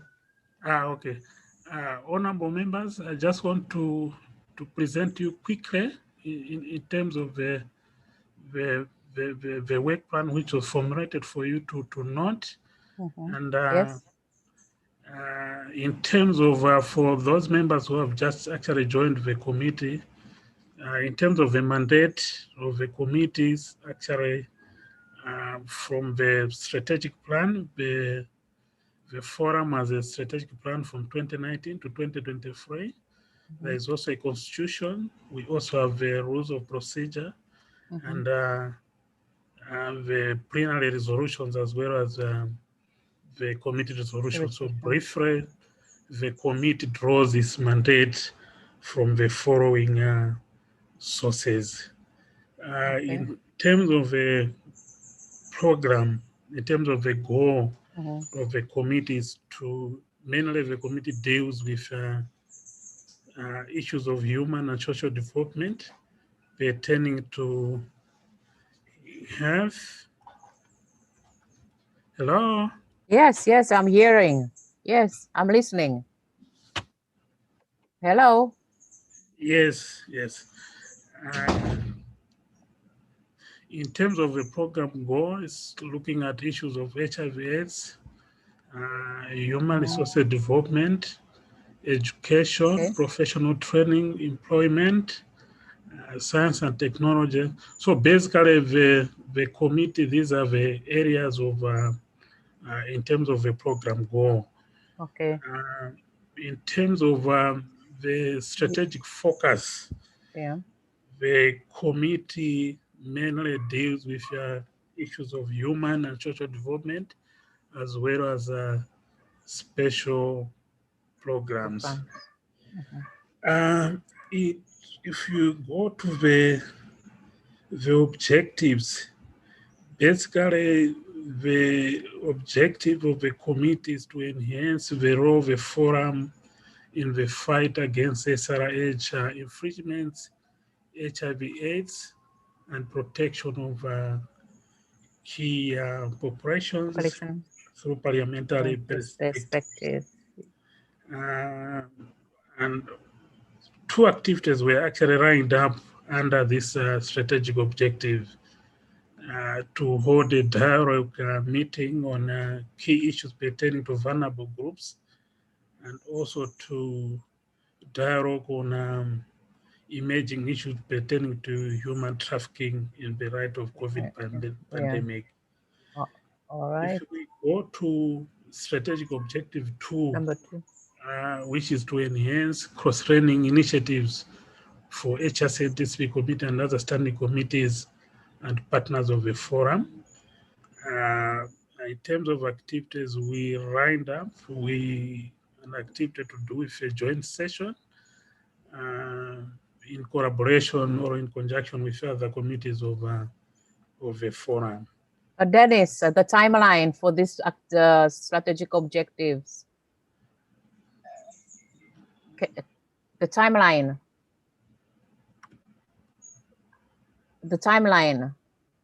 Strategic objective number 2. That was done last year, wasn't it? Strategic, in terms of the timelines, there'll be a number of activities planned under this objective. And in terms of, actually, there's no specific timeline. It would actually be indicated in due course. What does T means? To be advised. It's to be advised. All right, all right. So to be advised. Thank you. Thank you. We're moving ahead. The other activity under these strategic objectives to hold a training in conjunction with partners on data capturing, Your committee, honorable members, actually has a mandate to oversee the project on SRHR and HIV/AIDS governance. And we have researchers who are placed in various national parliaments who have actually to be capacitated on issues of data capturing. We are planning to hold a kind of a training in order to capacitate the researchers. For strategic objective number 3 is to enhance the role in the implementation of a forum special program project that fall under the human special programs. Under this strategic projective, the committee will endeavor to hold meetings as well as to follow-up meetings to check up on the implementation of regional commitments and resolutions like CSE, the SADC model law on public finance management. Honorable members, in terms of monitoring, among others, this will be checked through electronic surveys, comments from other parliaments, and also feedback from through email. So, honorable members, this is briefly in terms of the work plan. In terms of the project, later on during the day, we'll also present to you a snapshot in terms of implementation of the project. So briefly, this is the work plan for the committee. You may wish to have some comments and later on note the work plan. Okay. Thank you, honorable members. Yeah. Thank you, Dennis. Can we move now to the plenary session for the discussion on the plan, on the implementation of the HIV/AIDS and governance project plan? We open the floor for all members to, if they have any views or comments or any other issues to bring forward. Honorable members. Chair, maybe before honorable members come in, if I could supplement. Yes. Just to indicate that this plan is an annual plan. So it is for January to December. And Dennis will proceed to put the dates of each of the activities under the various objectives and circulate to the members. The dates need to be known by the members of having the plan so that honorable members are able to plan. So Dennis will proceed to finalize the dates and circulate with the members. Thank you very much. So that you are able to plan. Yes. So Dennis, one task ahead. You can sort of like honorable members just mentioned. You can sort of go back and ensure that the timeline are indicated, and then for circulation to all members. Thank you. Thank you. Any other issues? Because now we are in plenary. Honorable Chair, just to indicate that I'm Kurasha from the Secretariat. I'm not an honorable member. Oh, okay. So I'm not yet an honorable. My apology, but probably soon you will be. Don't worry. Thank you. The time will come. Be patient. All right. So Karasha, so Dennis can be informed on what we discussed. Okay. Any other issues that would like to bring forward, honorable members?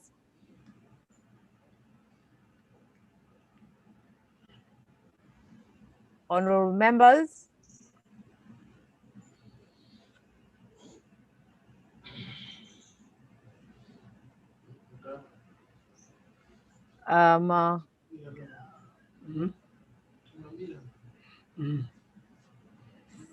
Dennis.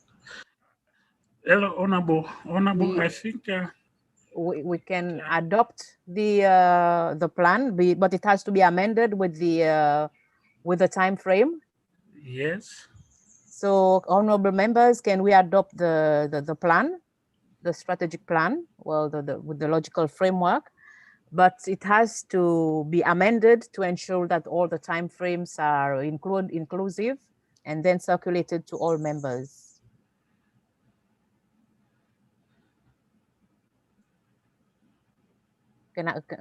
Anybody would like to sort of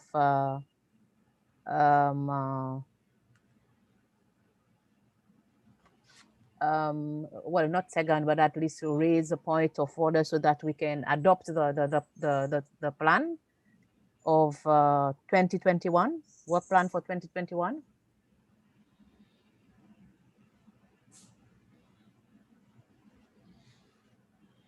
Honorable members, are we still on air?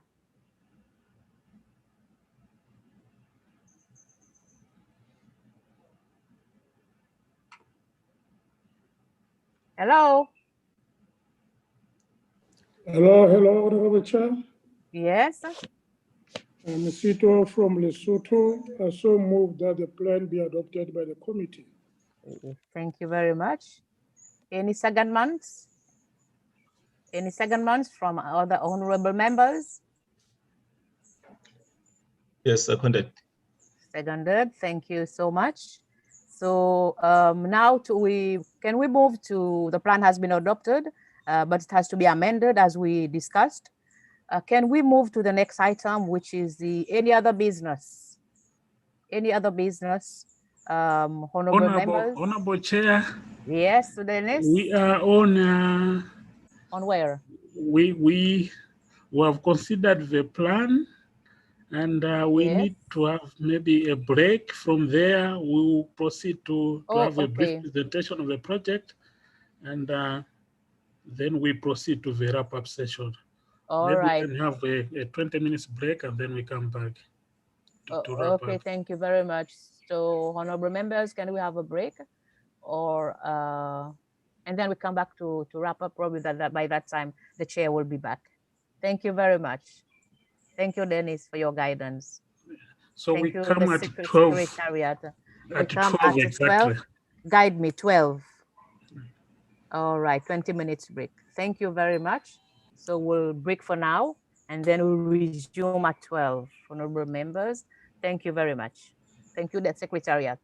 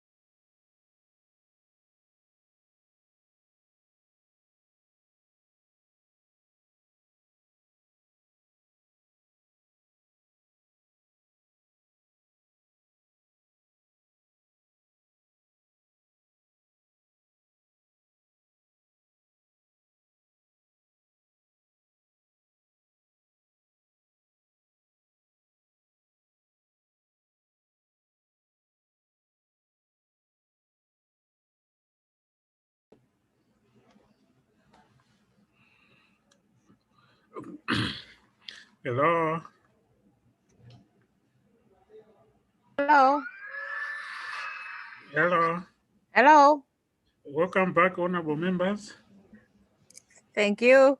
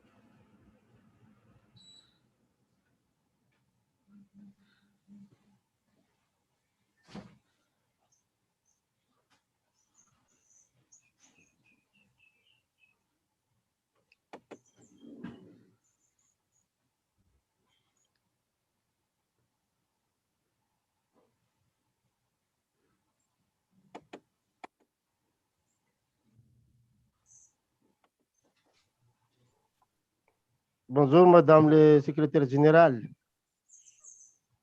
Bonjour, monsieur le président. Comment ça va? Ah, ça va bien. Je suis vraiment désolé. Pour tout à l'heure, je suis retenu suite de notre rendez-vous avec le président de China hier. Donc, je m'excuse vraiment pour le retard.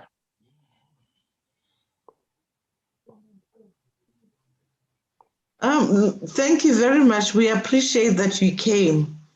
Thank you for that, Honorable President.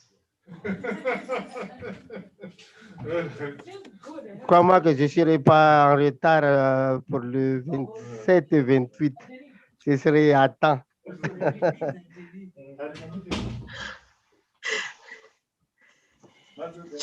Thank you very much. Please read those documents page for page, paragraph for paragraph. We need your input.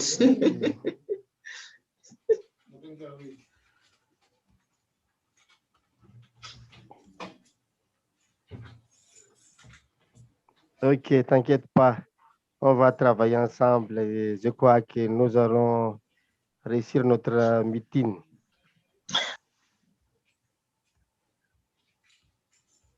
Thank you very much, Honorable Vice President. Merci, Madame le secrétaire général.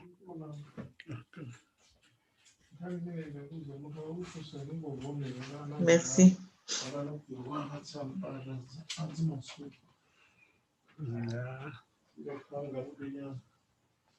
Some of us in pressure.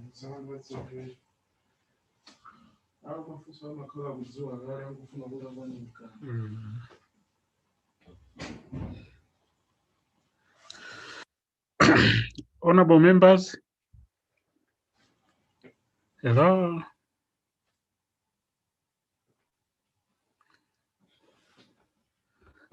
Hello. Hello. We are back. I hope each and everyone is back from the break. Yes. Yeah, I think we can proceed to the other agenda item.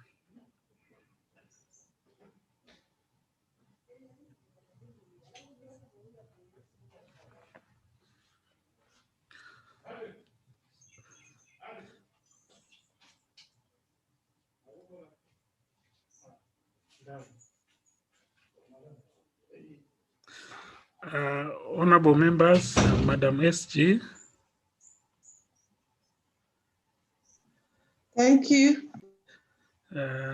I'll present to you a brief snapshot of the SHR, HIVS and governance project. This is a project being implemented by the forum. The forum has been implementing this project for the past 5 or 6 years, and now it has progressed into this second phase from 2019 to 2022. And as I indicated earlier on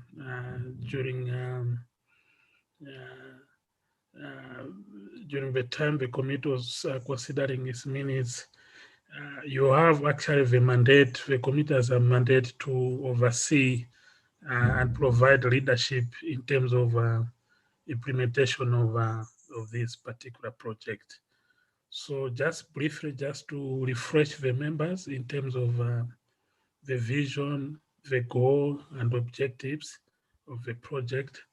Basically, the vision of the project is to achieve universal access to integrated SRHR and HIV/AIDS services and related rights, including bringing forward social change, improved health, and respect for human rights that are enjoyed by all in the SADC region. Following this broader vision of the project, the goal is to work towards the achievement of this universal access to integrated SRHR and HIV/AIDS services and related rights through parliamentary action via the legislative oversight, budgetary and representative roles of MPs. Basically, there are 5 specific objectives that the project would like to attain by the end of the day. Number 1, objective that SADC-PF should successfully lead national parliaments, SADC parliaments, in promoting SRHR through parliamentary initiatives that are evidence-based and informed through empirical data. Also that parliaments promote SRHR by reinforcing the legislative framework of member states through enactment of targeted SRH registration on HGBV, safe abortion, EUP, SRH commodity security, non-discrimination and rights of key populations, amongst others, in view of promoting universal health coverage. Parliaments progressively increase budget allocations for universal SRH and HIV/AIDS related services and commodities which are provided by the government and promote sustainable financing for health and SRH. And parliaments augment oversight initiatives on SRH and HIV/AIDS governance implemented by government through committee oversight mechanisms, including in relation to SGB programs that are inclusive both men and women on mainstreaming SRH into government policies. And the project also looks at democratically elected representatives, increasing SRH concerns of communities and constituencies within parliament and champion HR issues in view of reducing discrimination and stigmatization of people living with HIV/AIDS and key populations and marginalized groups. And finally, the project also looks at heightening or enhancing SRH concerns through interparliamentary network, which are coordinated by the forum in view of approaching SRH and addressing HR appeals, including model ones. So briefly, that's in terms of the scope for the goals and objectives of the project. In terms of the actual implementation, the national parliaments actually engaged or placed researchers who are actually directly involved in the implementation processes at national level in the respective national parliaments of the forum. Just a quick overview for the period January and February. There are quite a number of success stories which have actually been registered in terms of implementation, but suffice to say that these are actually unique and actually varies according to each national parliament.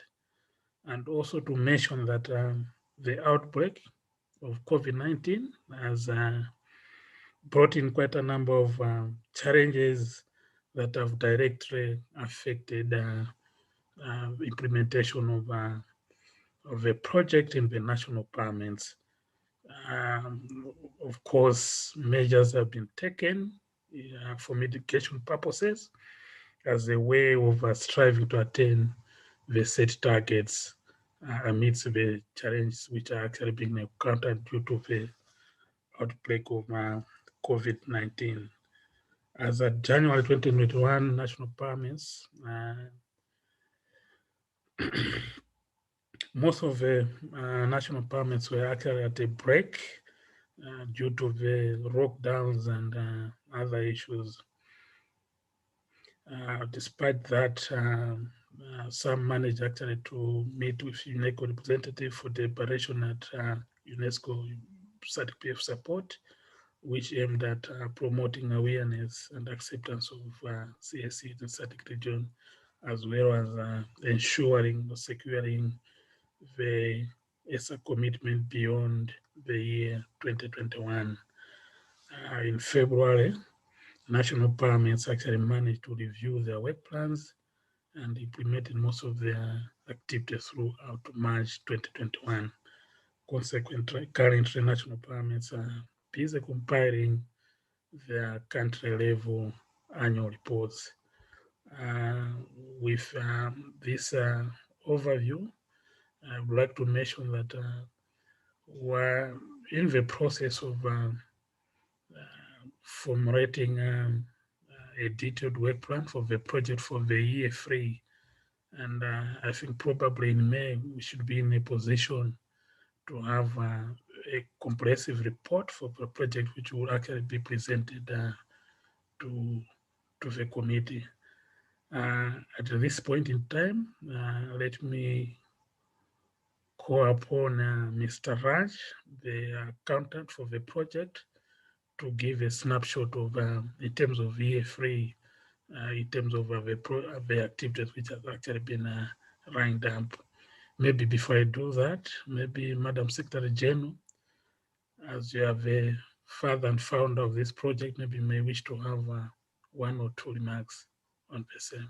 Thank you. Thank you, Dennis. I believe that Mr. Kublal will sufficiently do the presentation. Thank you, and look forward to the presentation.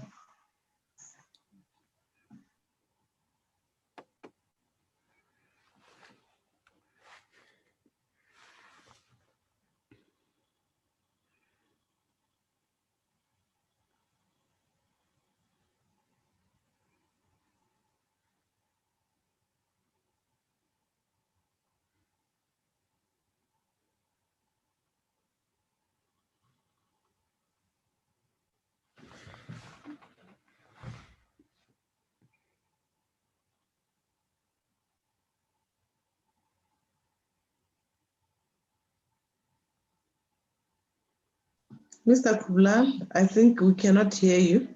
I see you're speaking, but we cannot hear you. Or can you hear him, Mr. Gondwe? No, I can't get him. Maybe there's a technical hiccup. Maybe. Mr. Ronan? Morning, Raj. Raj, can you choose English or?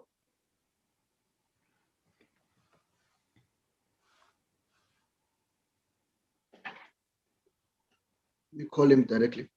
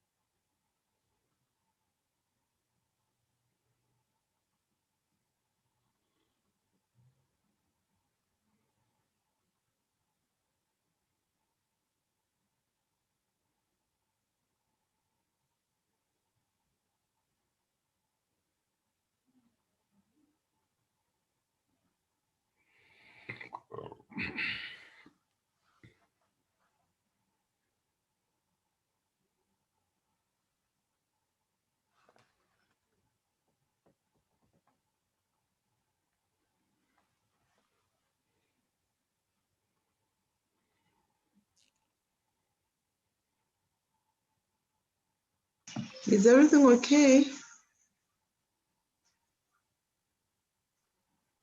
SG, I'm trying to sort out.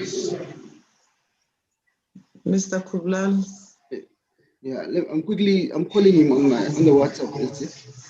Okay, thank you. Maybe Mr. Gonde, if there are any questions based on what you have delivered. I don't know if the chairperson could allow while Mr. Kublal is being assisted with a technical problem.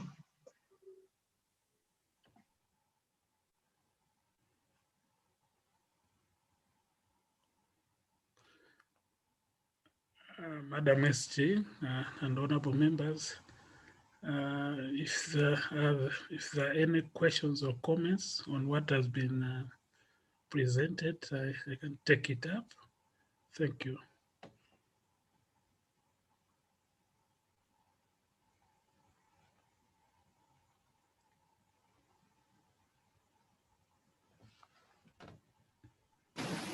Can speak? Can you hear me? Yes, Mr. Raj? Can you hear me? Yes, we can hear you. Okay, okay. Sorry for that technical problem. Okay. I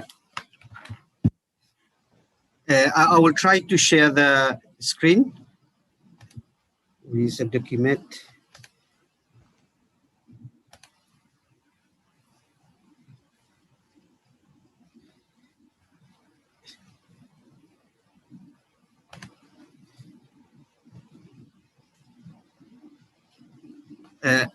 Okay. I hope you are able to see the document that I have prepared. Can I go on?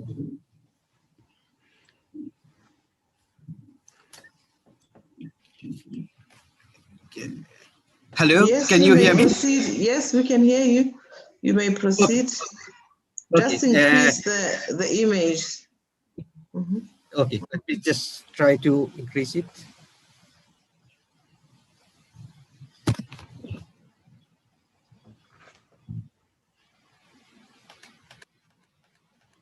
Okay, it's fine, I think. So good morning, or good afternoon rather, honorable members and dear colleague. My name is Raj Kublal. I am the project accountant of the SRHR project. And today I will be talking about the financial aspect of the SRHR project, but I will focus more on 2020-21, that is year 2 for us, and then also a bit on 2021-2022, which is year 3 for the SRHR project. So the SRHR project, as you may be knowing, it is a project financed by the Sweden through the agency which we call it SIDA, and then implemented by SADC Parliamentary Forum through the various national parliament. In fact, we have right now 11 implementing countries. Instead of listing the countries, I can list those that is not implementing. We have Mauritius for the time being, Madagascar, South Africa, and Tanzania. They are not implementing the project for the time being. The project itself, the project value is of $3 million US. It's about that figure because the agreement is in Swedish krona for 30 million Swedish krona. So it's always depend on the bank exchange, but roughly it will come to $3 million. And then it is roughly divided into 3 years, that is $1 million US per year. The project year is as follows. So we have year 1, which started in July 2019, and it ends in March, 31st March 2020. Why 31st March 2020? Because it is the financial year for the forum. So we have tallied it with the financial year of the forum. So it comes to 9 months, the first year. The second year starts in April 2020. It goes to March 2021, which is 12 months. And the third year, it will start in April 2021, and it will go up to June 2022, that in 15 months. So that will make up the 3 year for the project. I'm just trying to move the, so the account of the SRHR project are audited by our external auditor. For the time being, BDO Namibia, that is a chartered accountant, they are our auditor. Our auditors are appointed by the plenary assembly on an annual basis. We normally change auditor after 5 years. It can be even earlier. It did happen in the past, but they go a maximum of 5 years because we promote what we call rotation of auditors. We don't want to stay with one auditor for more than 5 years. But in the case of SOHL, in addition to our own auditor, they do send their auditors also from time to time, especially to look at the governance side and internal control. Just in the recent past, it was KPMG from Zambia who came to check our compliance to good governance and internal control. In terms of spending, the first year we spent 537,754, which was about 54%. This was reasonable at that time because it was a year which we had only 9 months, and it was a year where we were recruiting our researchers in the various national countries, and it do take time. So normally the first year, the level of spending, what we call as burn rate, is low. However, the second year should have been much higher.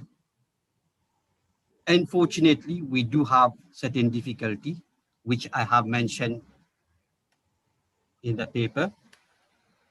So difficulties during the year 2, as we have been discussing this morning, the COVID-19 pandemic has badly affected the implementation of the project during the financial year 2020-2021, resulting that we had very few physical meetings at national level. On one side, we had the lockdown, and also when there was no lockdown, there was limitation on the number of participants that could gather for an activity. So we could not do so many activities that we would have desired to. Second, there was no regional meeting because the budget provides for several regional meetings. We could not do it because of flight restriction. However, we did this meeting through virtual means like Zoom. We have achieved our objective, but in terms of costs, we have a lot of saving under these budget line where it relates to regional meeting. Thirdly, we had no attendance to international parliamentary meeting. For example, the IPU, there was no attendance to that meeting. The end result of these was that we had a low fund utilization. As you see above, we said around 50%, which is very, very less than what is expected normally in a year 2 project running. But at the same time, this situation, exceptional situation, also gave us certain opportunity. We, for the SADC PF SOHL program, we moved very quickly to Zoom and micro-team meeting. In fact, we are doing more meeting that was in the initial plan because it is a very easy, acceptable, achievable, and also cheaper mean of doing meeting. We also provided laptops and cell phone to all our researchers. In fact, this was an item that was not in our original budget, but given the situation, we managed to convince our donor that these are tools that is very necessary given the situation we are in. We also provide data allowance to our researchers, and it has greatly improved the communication among our team. We also now have seconded staff to support the Secretariat. This is something very, very good now that we have many staff from different parliaments that is supporting the Secretariat. But given that we have all this facility, there are certain challenges. I tried to mention only one challenge here, The other, we are still discussing at the level of secretariat and researcher. But one where I seek honorable member, it will be quite of an interest to honorable members and national parliament. In order to facilitate implementation of SRHR project, we will need to improve our method of payment. Very long ago, not very, but a few years ago, we had to physically carry money in foreign currency, go in the country to pay for the expense, to pay for the allowances. We have adopted from nearly 3 years now, a cashless system, which means that we don't carry cash money. We do all the expense we pay through direct bank transfer, which is good, easy, cheaper, and it avoids complicated problems. However, the problem is that to pay MPs and participants who is participating in a national meeting, it becomes very difficult for us at Windhoek to send payment to each participant in their individual bank account. One, it takes a long time to reach them. And second, there is bank charges both on the sender and also on the receiver, which creates certain problem. So what we have proposed is that if national parliament could give us a banking account, a bank account of the national parliament to which we can transfer the money in advance so that the researcher and parliament staff, helped by the parliament staff, can make the payment directly to the participant and also pay for the various expenditures directly. So we send the total money to them, to the parliament. The staff withdraw the money and pay it directly to the MPs. Some countries have provided account and it's working fine for them. Other parliament have certain difficulty because sometimes they do have what we call the consolidated fund. Once money go in, to remove the money, it becomes quite difficult. But at MP level, this is something that we need to check with our parliament and see how far this proposal is feasible. If so, it will help us to do national activity more efficiently. Coming to the Year 3 project, we are actually working on the budget for the Year 3. We do have an original budget for Year 3, which is around 1 million. But given the situation has changed with, as we spoke about the COVID pandemic, we need to be more creative and see what is feasible and how we can still continue implementing projects despite the difficulty that each of us is facing in the different SADC countries. So what we have done Year 3, we are still planning to spend this time even more, 1.2 million in Year 3. One of the reasons why it is more than 1 million compared to the other years, because this is a year where we have 15 months instead of 12 months, because it will go up to 30th June instead of 31st March. So we have more time. We expect we will be able to spend more money. We will need to continue our work with the National Working Group, because this is a small group. Normally the meeting is held at the parliament. So we need to continue the activities because these are the key stakeholders that help us to do even bigger activity in the country. So we need to continue with National Working Group meeting.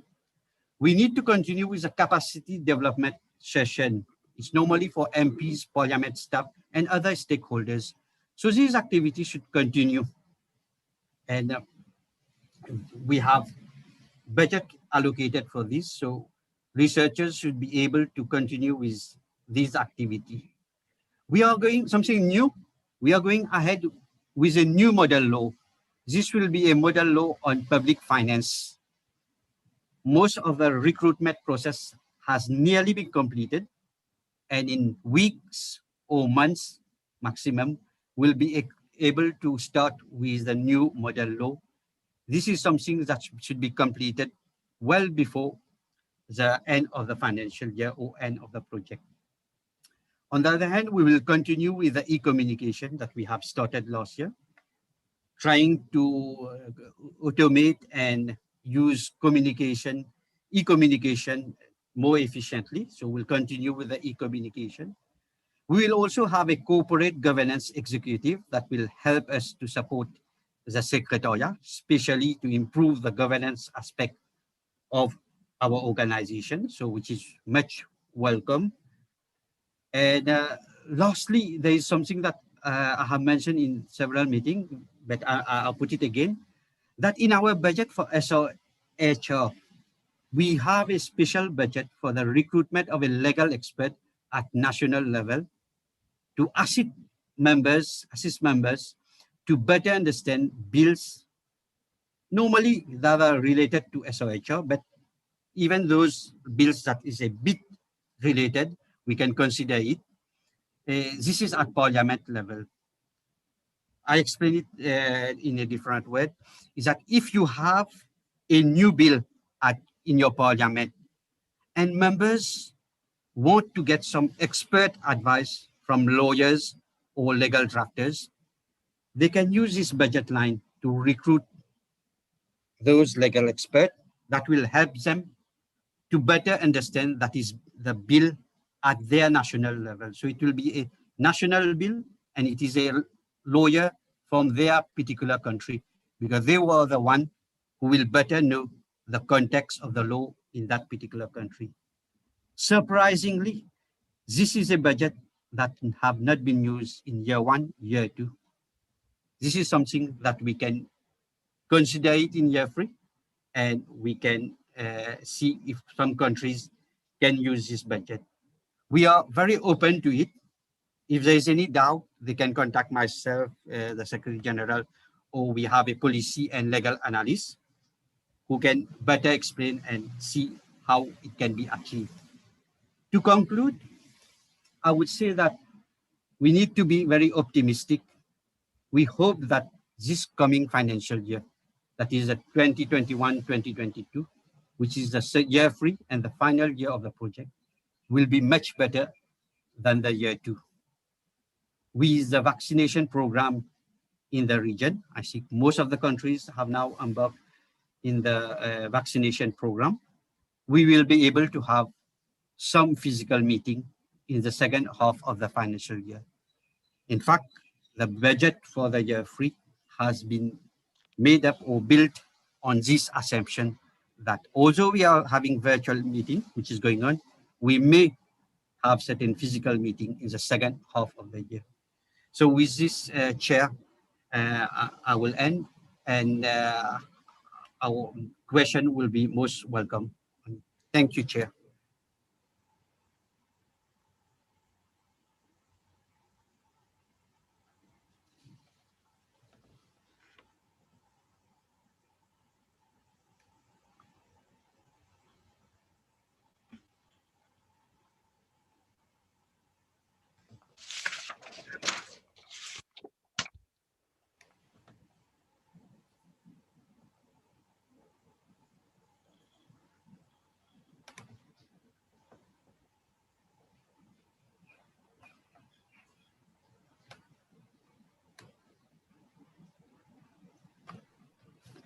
Hello?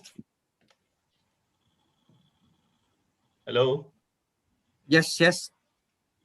Yeah,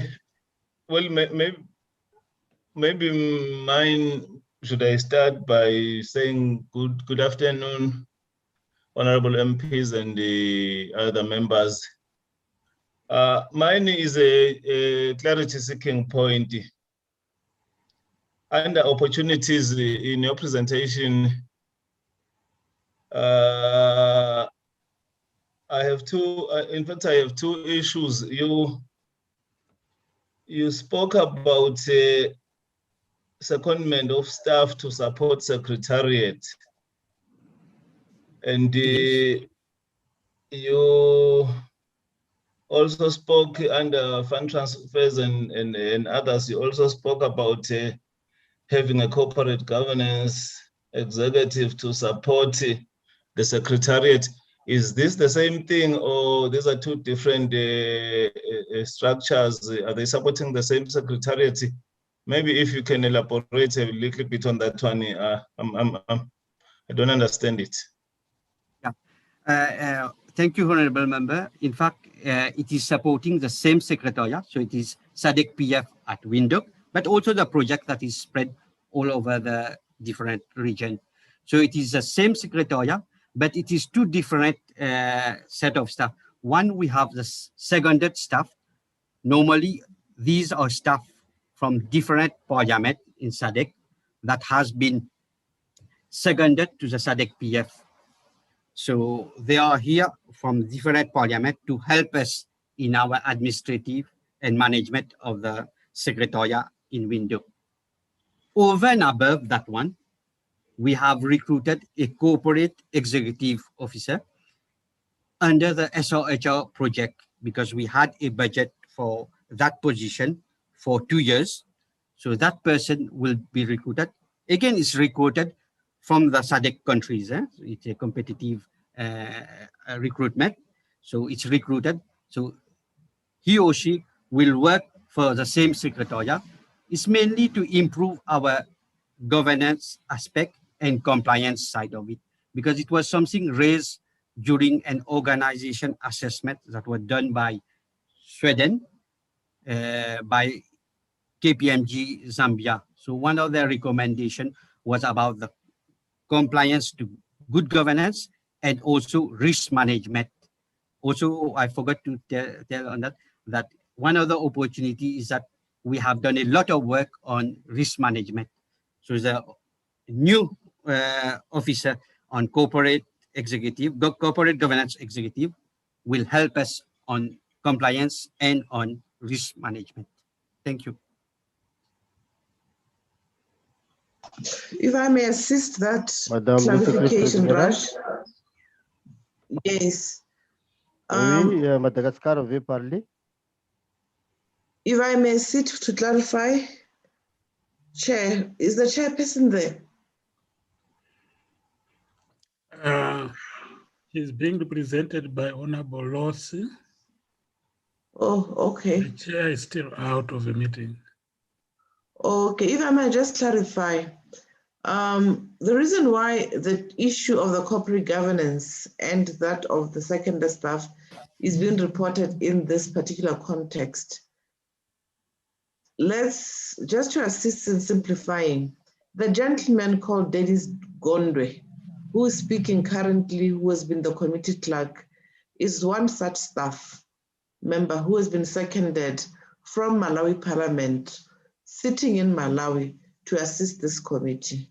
As you're well aware, this was a resolution taken by the Executive Committee and Plenary to assist the SADC Parliamentary Forum to deal with its human resource gap, as opposed to employing full-time staff to then have secondary staff to assist the SADC Parliamentary Forum.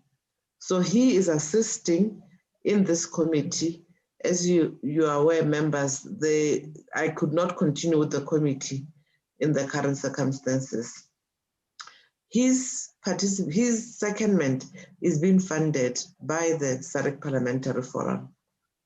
The issue of the corporate governance executive is also an additional staff where we had not utilized certain amounts of resources in year one. We then requested for a variation from Sweden to allow us to get this officer who will assist us to deal with some of the gaps related to governance and findings for the organizational development assessment, among others. So that is the context. This officer is initially being funded for 2 years from the project from Sweden, and thereafter will be absorbed into the forum core budget and structures. I hope this clarifies the matter, Honorable. Madame Secrétaire Générale, je voulais parler du cas de Madagascar. Thank you, Honorable Vice President. I'm not sure if I'm chairing now. There's too much silence. Go ahead, Honorable Vice President. Merci, Madame la Secrétaire Générale, honorables collègues. Mes sincères salutations à tous et à tous. D'après le compte rendu que nous avons entendu tout à l'heure avec M. Raj Koblal, Madagascar figure parmi les pays qui n'ont pas encore pris part au projet. Nous souhaitons vivement rattraper notre retard et voulons donc savoir comment rendre effective la participation de Madagascar au projet. Sinon, nous aimerions savoir où se situe le blocage en ce qui concerne Madagascar. Et compte tenu de la réalité avec la situation de COVID-19, nous devons travailler surtout dans ces domaines. Donc, nous aimerions participer activement dans ces projets. Je vous remercie.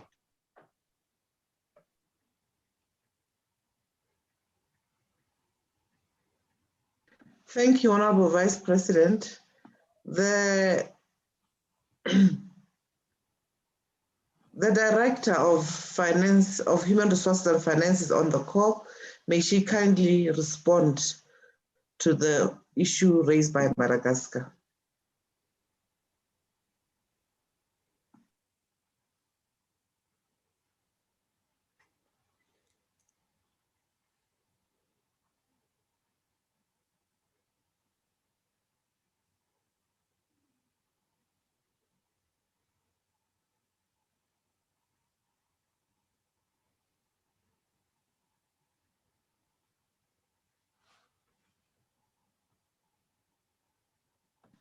Mrs. Mungandi?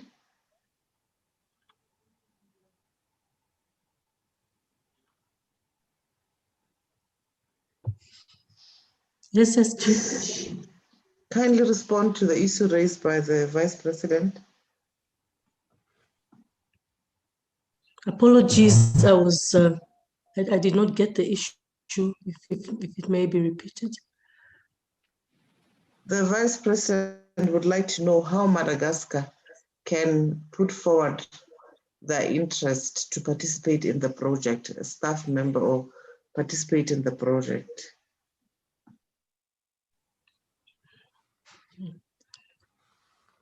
Madagascar would have to make a request through the Office of the Secretary General in writing, and then we'll take it up from there.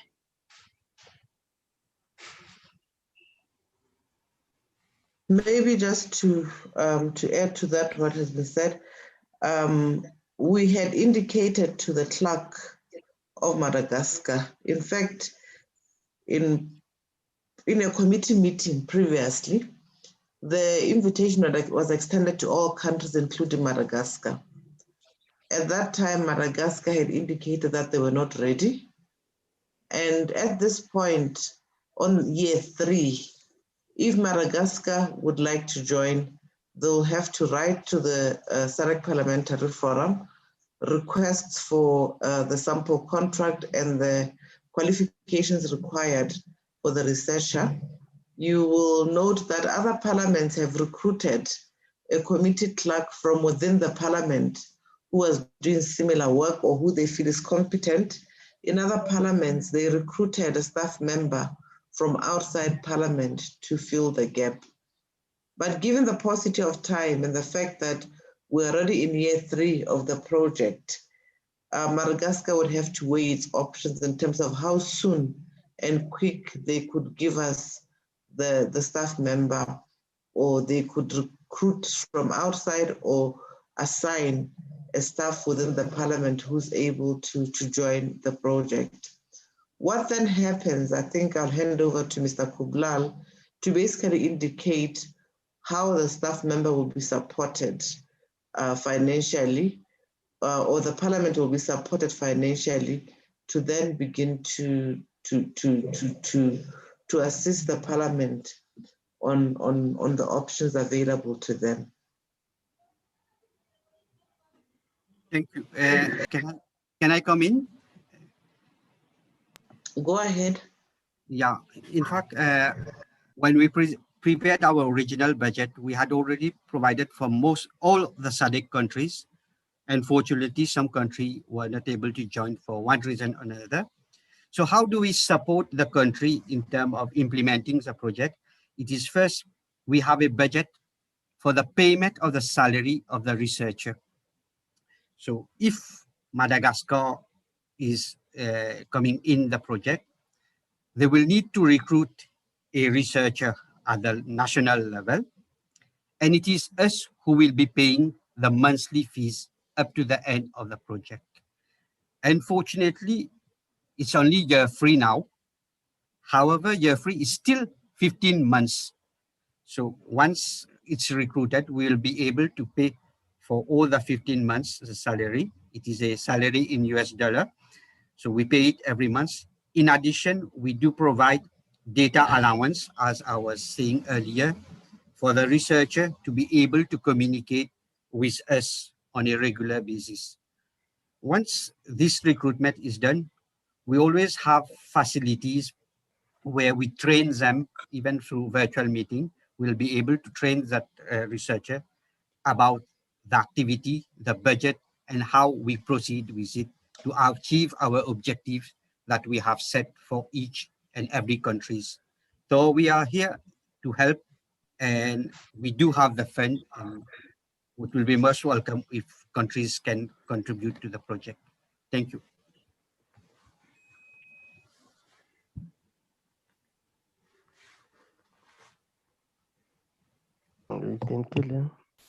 Is that helpful, Honorable Vice President? We'll be happy to welcome Madagascar on board. Thank you. So anytime Madagascar is ready, they should just write and inform us of the name of the officer. Thank you. In the meantime, after this meeting, Raj, could you kindly sign the sample, send the sample contract in French? Yeah. And any other related documentation to facilitate the office of the clerk.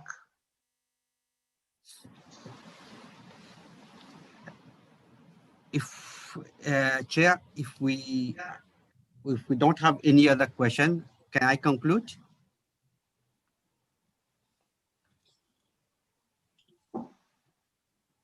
I don't think there's a chair. Dennis? Madam SG? Are we alone? Is it just staff here? No, we have Honorable Rossi who was nominated to stand in for the chairperson. She's the one directing. Honorable Rosie? Yes. Oh, okay. I don't see her online. She should be in. Madame le secrétaire général, I see Honorable Rosie. sur la situation de Mr. Madagascar.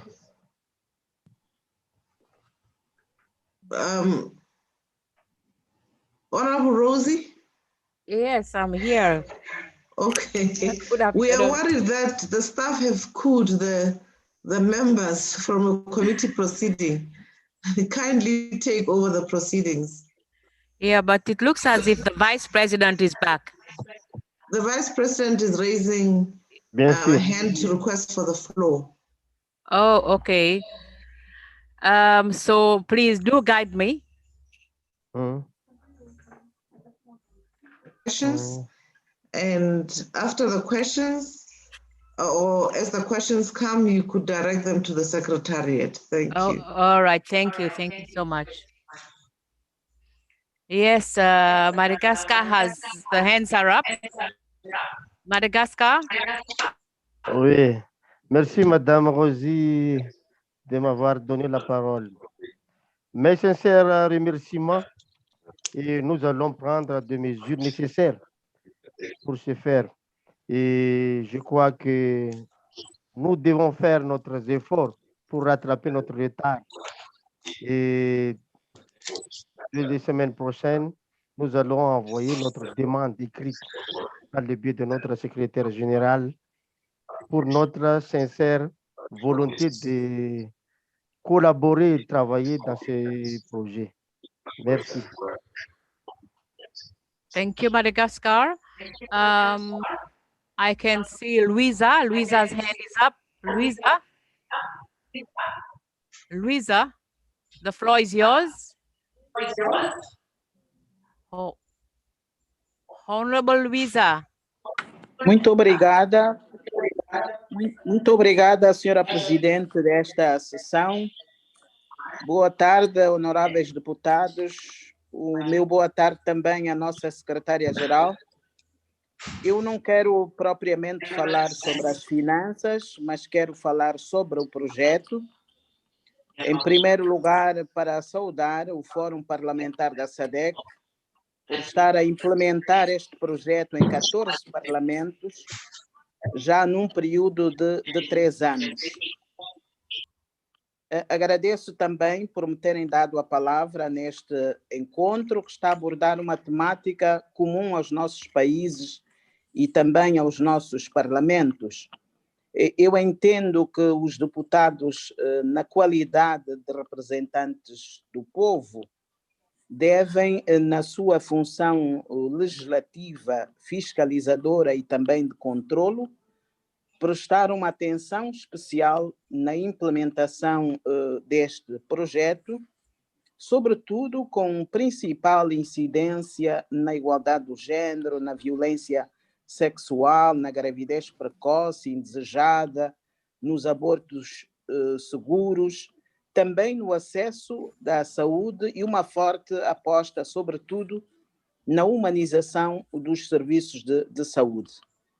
Nós entendemos que proporcionar uma cobertura universal dos cuidados de saúde, prestar especial atenção à educação sexual e reprodutiva e também uma educação para a saúde, deve constituir uma tarefa permanente de todos os parlamentares.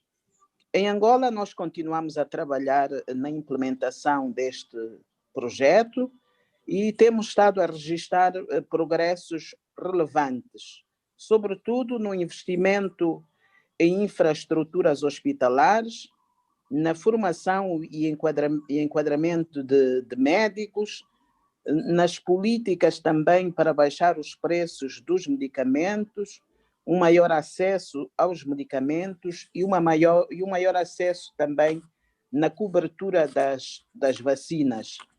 Nós definimos algumas prioridades no âmbito deste projeto, com 4 eixos fundamentais, designadamente a melhoria do acesso aos serviços essenciais de saúde de qualidade, a preparação e resposta às emergências de saúde pública, a redução dos fatores de risco para a saúde através de uma ação multissetorial, o fortalecimento de capacidades da produção e utilização de dados e inovação no âmbito da ciência médica, e nós achamos que na missão de fazer advocacia para garantirmos saúde, bem-estar físico e psicossocial aos cidadãos, os parlamentares angolanos têm estado a contribuir para o aumento do orçamento destinado à saúde, para reforçar também o sistema de saúde, melhorar a saúde da mulher e das crianças, sobretudo o controlo das doenças transmissíveis, entre os quais o HIV, SIDA, a tuberculose. E entre esses programas nós destacamos também a igualdade do género e empoderamento das mulheres. Foram também integradas políticas nacionais e para ajudar a melhorar os indicadores de saúde. Estão também em curso estratégias nacionais de saúde do adolescente e do planeamento familiar. Ainda no âmbito deste projeto, nós estamos a promover ligações com organizações da sociedade We hear civil, nothing bad grupos. quality of sound. Hello, Honorable Luisa. Yes, go Estão-me a ahead. ouvir? Pode continuar, senhora deputada. Posso continuar? Sim, sim, senhora deputada. Pois, eu Honorable estava a Luisa, dizer go ahead. que no âmbito deste projeto nós estamos também a promover interligações com organizações da sociedade civil, com grupos parlamentares, com os departamentos ministeriais, com órgãos das Nações Unidas, como o PNUD, com agências de desenvolvimento dos Estados Unidos e também do Japão, Estamos a prever realizar no mês de maio simpósio nacional sobre gênero e políticas públicas nos direitos de saúde sexual e reprodutiva, o HIV, em tempos de pandemia. Este simpósio terá como objetivo capacitar os parlamentares nacionais em matéria de direitos de saúde sexual e reprodutiva. Estamos também a trabalhar na criação de sinergias entre os parlamentares e, como dizia, e as organizações da sociedade civil. No meu país, temos estado também a promover serviços de saúde sexual e reprodutiva, o acesso para os jovens, a integração de educação sexual abrangente no ensino primário e secundário, não só para alunos, mas também para os professores, assegurar o planeamento familiar para as mulheres, e temos estado a advogar também para a alocação de recursos orçamentais para programas de saúde sexual e reprodutiva. Tudo isso no âmbito deste projeto que está a ser muito bem implementado pelo Fórum Parlamentar da SADC, e desde já nós queríamos felicitar o Fórum e encorajar para continuar a implementar e que mais parlamentos possam aderir a este projeto. Penso que todos nós devemos continuar a trabalhar para que tenhamos nos nossos países um sistema de saúde que responda, de facto, às necessidades das nossas populações. Muito obrigado pela vossa atenção.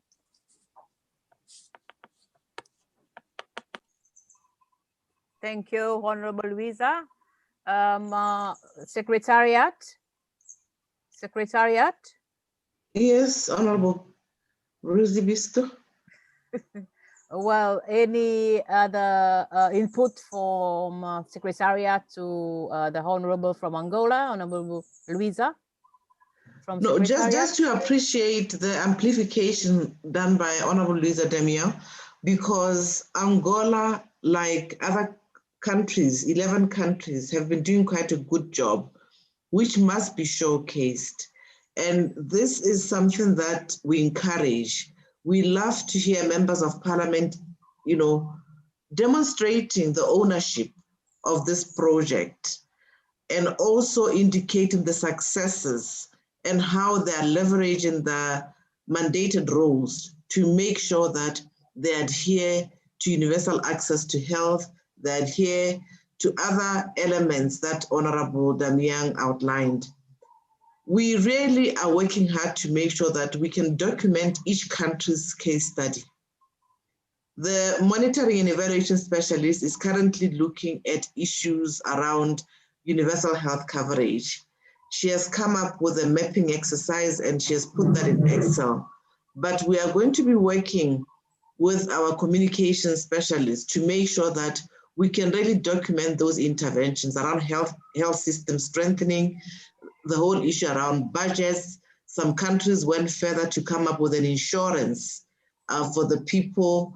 I know, other countries have been going out, meeting with, implementing public-private partnerships like Eswatini. I know also what has been happening in Seychelles, Zimbabwe, DRC, and many other countries. We would like members of parliament to be interviewed, to be the face of the project, and for them to really highlight what they are doing. This brings me to another element. We are, the donor who's funding us is actually having a close out on this strategy where they've been funding. And they are also looking at other priorities. They've therefore called upon the forum as a key partner that they funded to come forward and say what the priorities should be in their next strategy. So for me, this was very good to listen to from Honorable Damião, because I've picked up issues for priority. I therefore encourage other members of parliament to sit with the researchers to say to them, we understand how this project has worked. We appreciate the priorities, but please, in the next strategy, when you apply for funding, make these changes or focus on these priorities.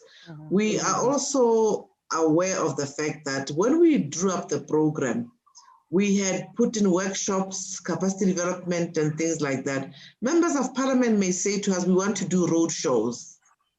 We want to visit the actual people where they are in various villages. Please communicate that with the researcher so that we don't come up with activities that make sense at the operational level. But with your experience, you are able to help us or guide us, assist you in terms of how best you can maximize the impact of your roles. If, for instance, honorable members feel they want to go to radio and give a talk show to a certain group of people, please let your researcher know so that such an activity can be added. I recall very well how when we went to Seychelles, we visited a school, or we put together primary school students for them to come and talk to members of parliament about the subject matter. Those are things we'd like to hear about. So let us go out, now that we are moving towards a parliament, where are the citizens of SADC?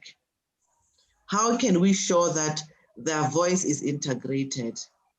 We are developing the model law on gender-based violence. How many of us have gone to shelters? How many of us have interviewed police officers or systems that look at gender-based violence in our countries? How many of us have asked for an audit to look at what laws need to be given attention, our policies? We are now moving to a model law on the digital economy. And with COVID, the future is digital. How do we get feedback to say, this is how it has been happening in the health sector? Can we now avoid contact and do telemedicine? How do we move forward and bring up these cutting-edge progressive issues to Parliament? The project has resources where you can, at national level, get technical support, get legal input for you to come up with a country-based analysis where you can take to Parliament and move some of these agendas. So I'm sorry to take long, but I was really quite excited by Honorable Louisa Damia in terms of the expose that they gave about Angola. But often it is not covered. And in this call, we have our media officer, Mr. Modise, who's waiting to capture such. We have Mr. Magaza, who's waiting to capture that. Please, let us put members of Parliament in the forefront and demonstrate in the 5 years what you'd have achieved. I thank you, and I'm sorry for going on, but I'm passionate about issues of human and social development. Thank you. Yeah, thank you, Madam SG.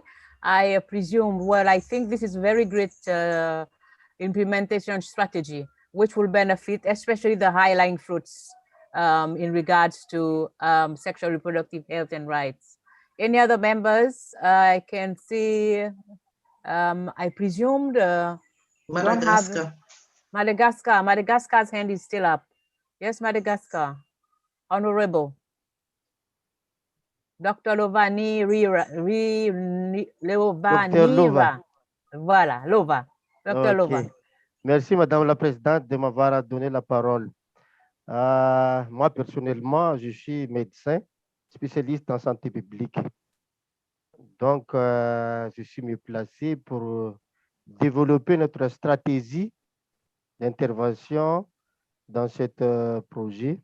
Avant d'être député, je suis un responsable chairman du district sanitaire à Madagascar, dirigé de 400 000 personnes. Donc, c'est pour cela qu'on va faire des plaidoyers auprès de notre collègue pour améliorer, pour soutenir le projet que le SADC a déjà déployé sur ce projet. Et j'aimerais aussi parler à Madame le secrétaire général à propos du détachement à domicile. Où en est-il pour la mise en œuvre pour Madagascar? Nous aimerons y procéder et qu'est-ce que nous devons faire auprès du fait que nous allons déjà envoyer une liste à travers de Monsieur le secrétaire général, c'est-à-dire une demande de détachement à domicile.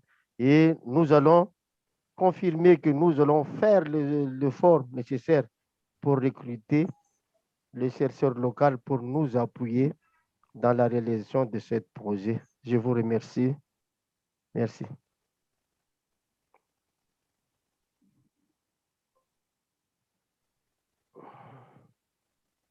Thank you, Dr. Lova, Honorable Lova. SG. Thank you very much, Honorable. The letter for secondment, I would have to follow up in the office. I may have skipped it, but I have not received. Was it for the auditor, internal auditor, or something? But I'll follow up with Mr. Calvin and see where the secondment lapse could have been. But normally what happens, the Secretariat writes letters to all the parliaments that have not seconded staff to the SADC-PF, and we request for such a secondment. The parliament responds and gives us the CV of the individual they're seconding for the position that is vacant or open for secondment. And currently, we were looking in the area of the internal auditor. We're also looking around parliamentary business and languages, because we only have one interpreter at the forum who doubles for French translation and interpretation. So if we can get that type of secondment to assist, that will also be helpful. I may be forgetting some things. The Director of Finance and Admin may wish to add value to that, to assist in terms of, maybe I've skipped the letter, she has seen it, and we will definitely address the matter and get back to you. Thank you, SG.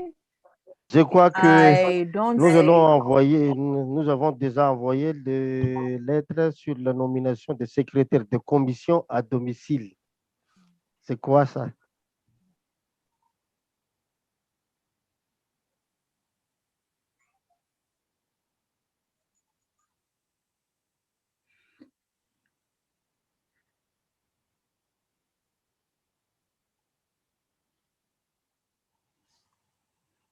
Okay, Mrs. Munganti, kindly elaborate. Thank you, Honorable Chair. We have not received the letter from Madagascar requesting for that information.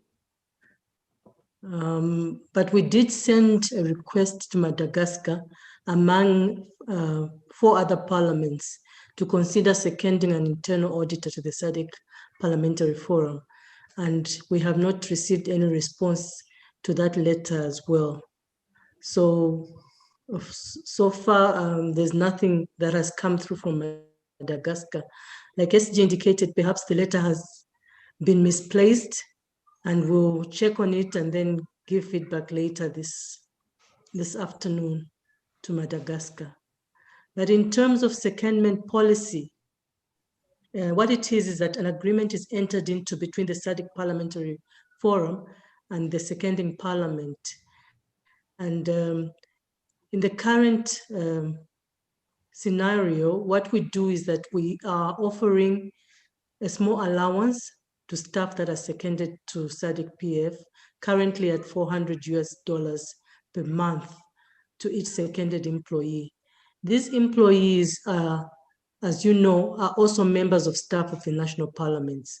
So we request that they continue to receive their salaries and allowances, and that then they allocate some time to the work of the SADC Parliamentary Forum. So all other conditions remain unchanged, except that they do extra work for the SADC Parliamentary Forum, and then we pay them the $400 per month as a stipend.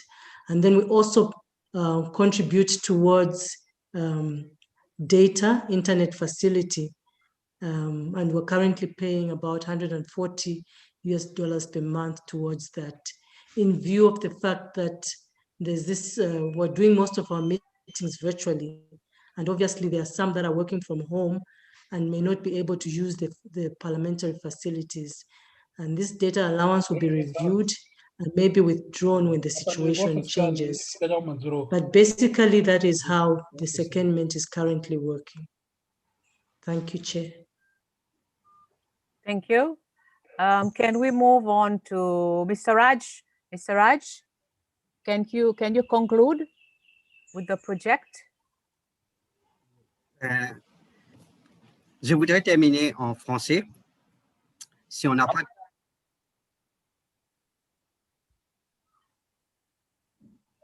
C'est si on très n'a pas bien. de questions, oui, je voudrais vous remercier l'honorable membre pour votre intérêt et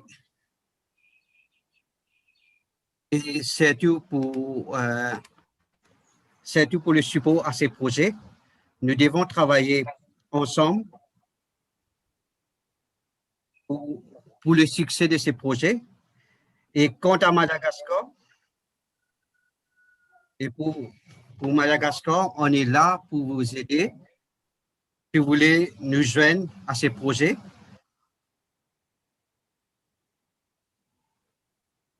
SOHR est un projet qui affecte tous nos pays de la SADC.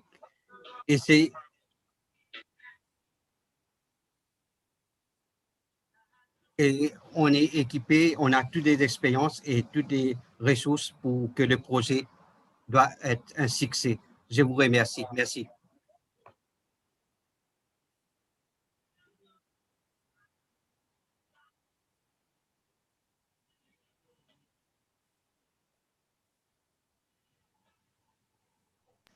Thank you, Raj, for speaking in French. Much appreciated.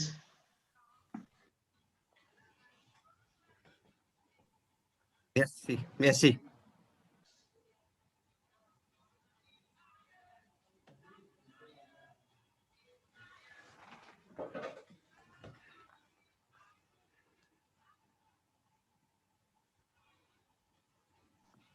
Is Honorable Rose still with us? We are at the end of the program. Is that correct, Mr. Gondwe? Yes. Kindly guide the chair. Yes, Honorable Chair. We prepared some closing remarks meant for the Honorable Chair. Maybe if the Chair can just read out, I can share it on the screen.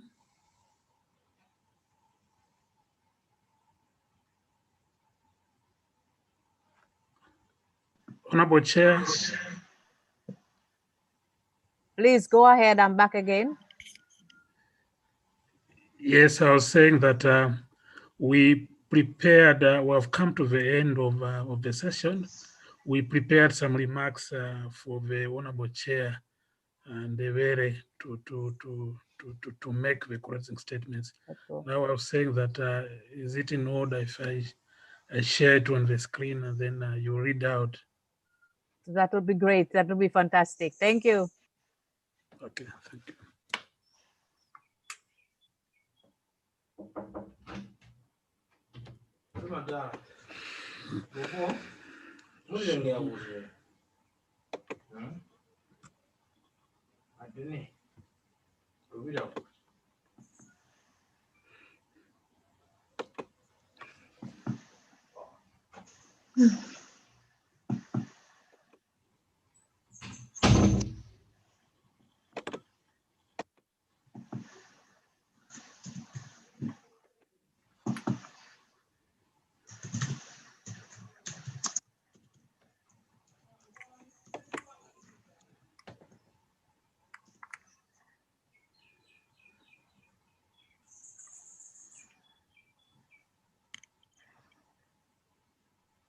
Hello. Hello. Yes, it's visible.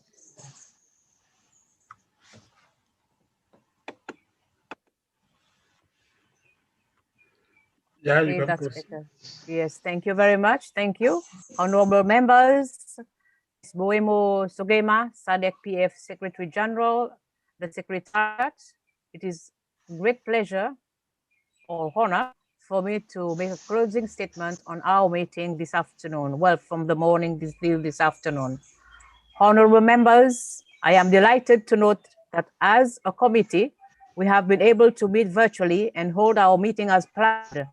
And let me take this opportunity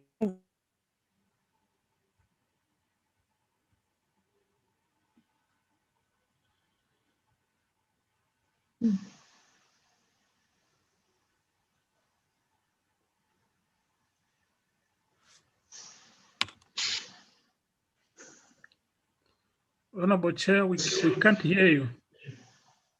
The chair is frozen. It's frozen. I think there's a technical issue.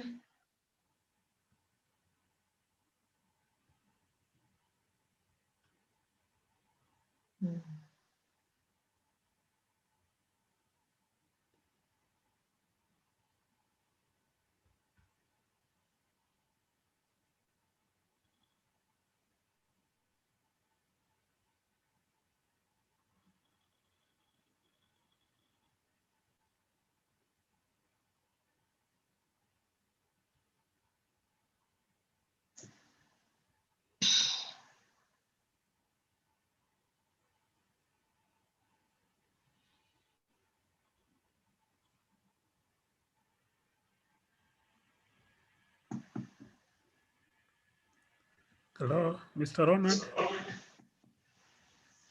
I think it's beyond Mr. Ronald's. The chair dropped out because of technical issues. I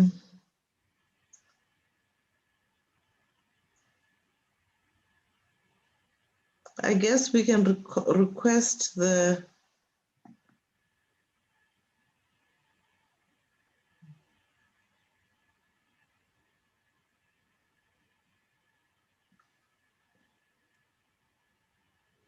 Maybe I saw the Honorable Vice Chairperson. The remarks are in English. I was thinking Honorable Damian and Honorable Vice President, but the remarks needed to have been translated. In that case, we may just request them to adjourn the meeting. You may remove the minutes from the screen, Dennis. Thank you for your effort. Maybe Honorable Damian, kindly adjourn the meeting for us. We know it or just request that we adjourn the meeting.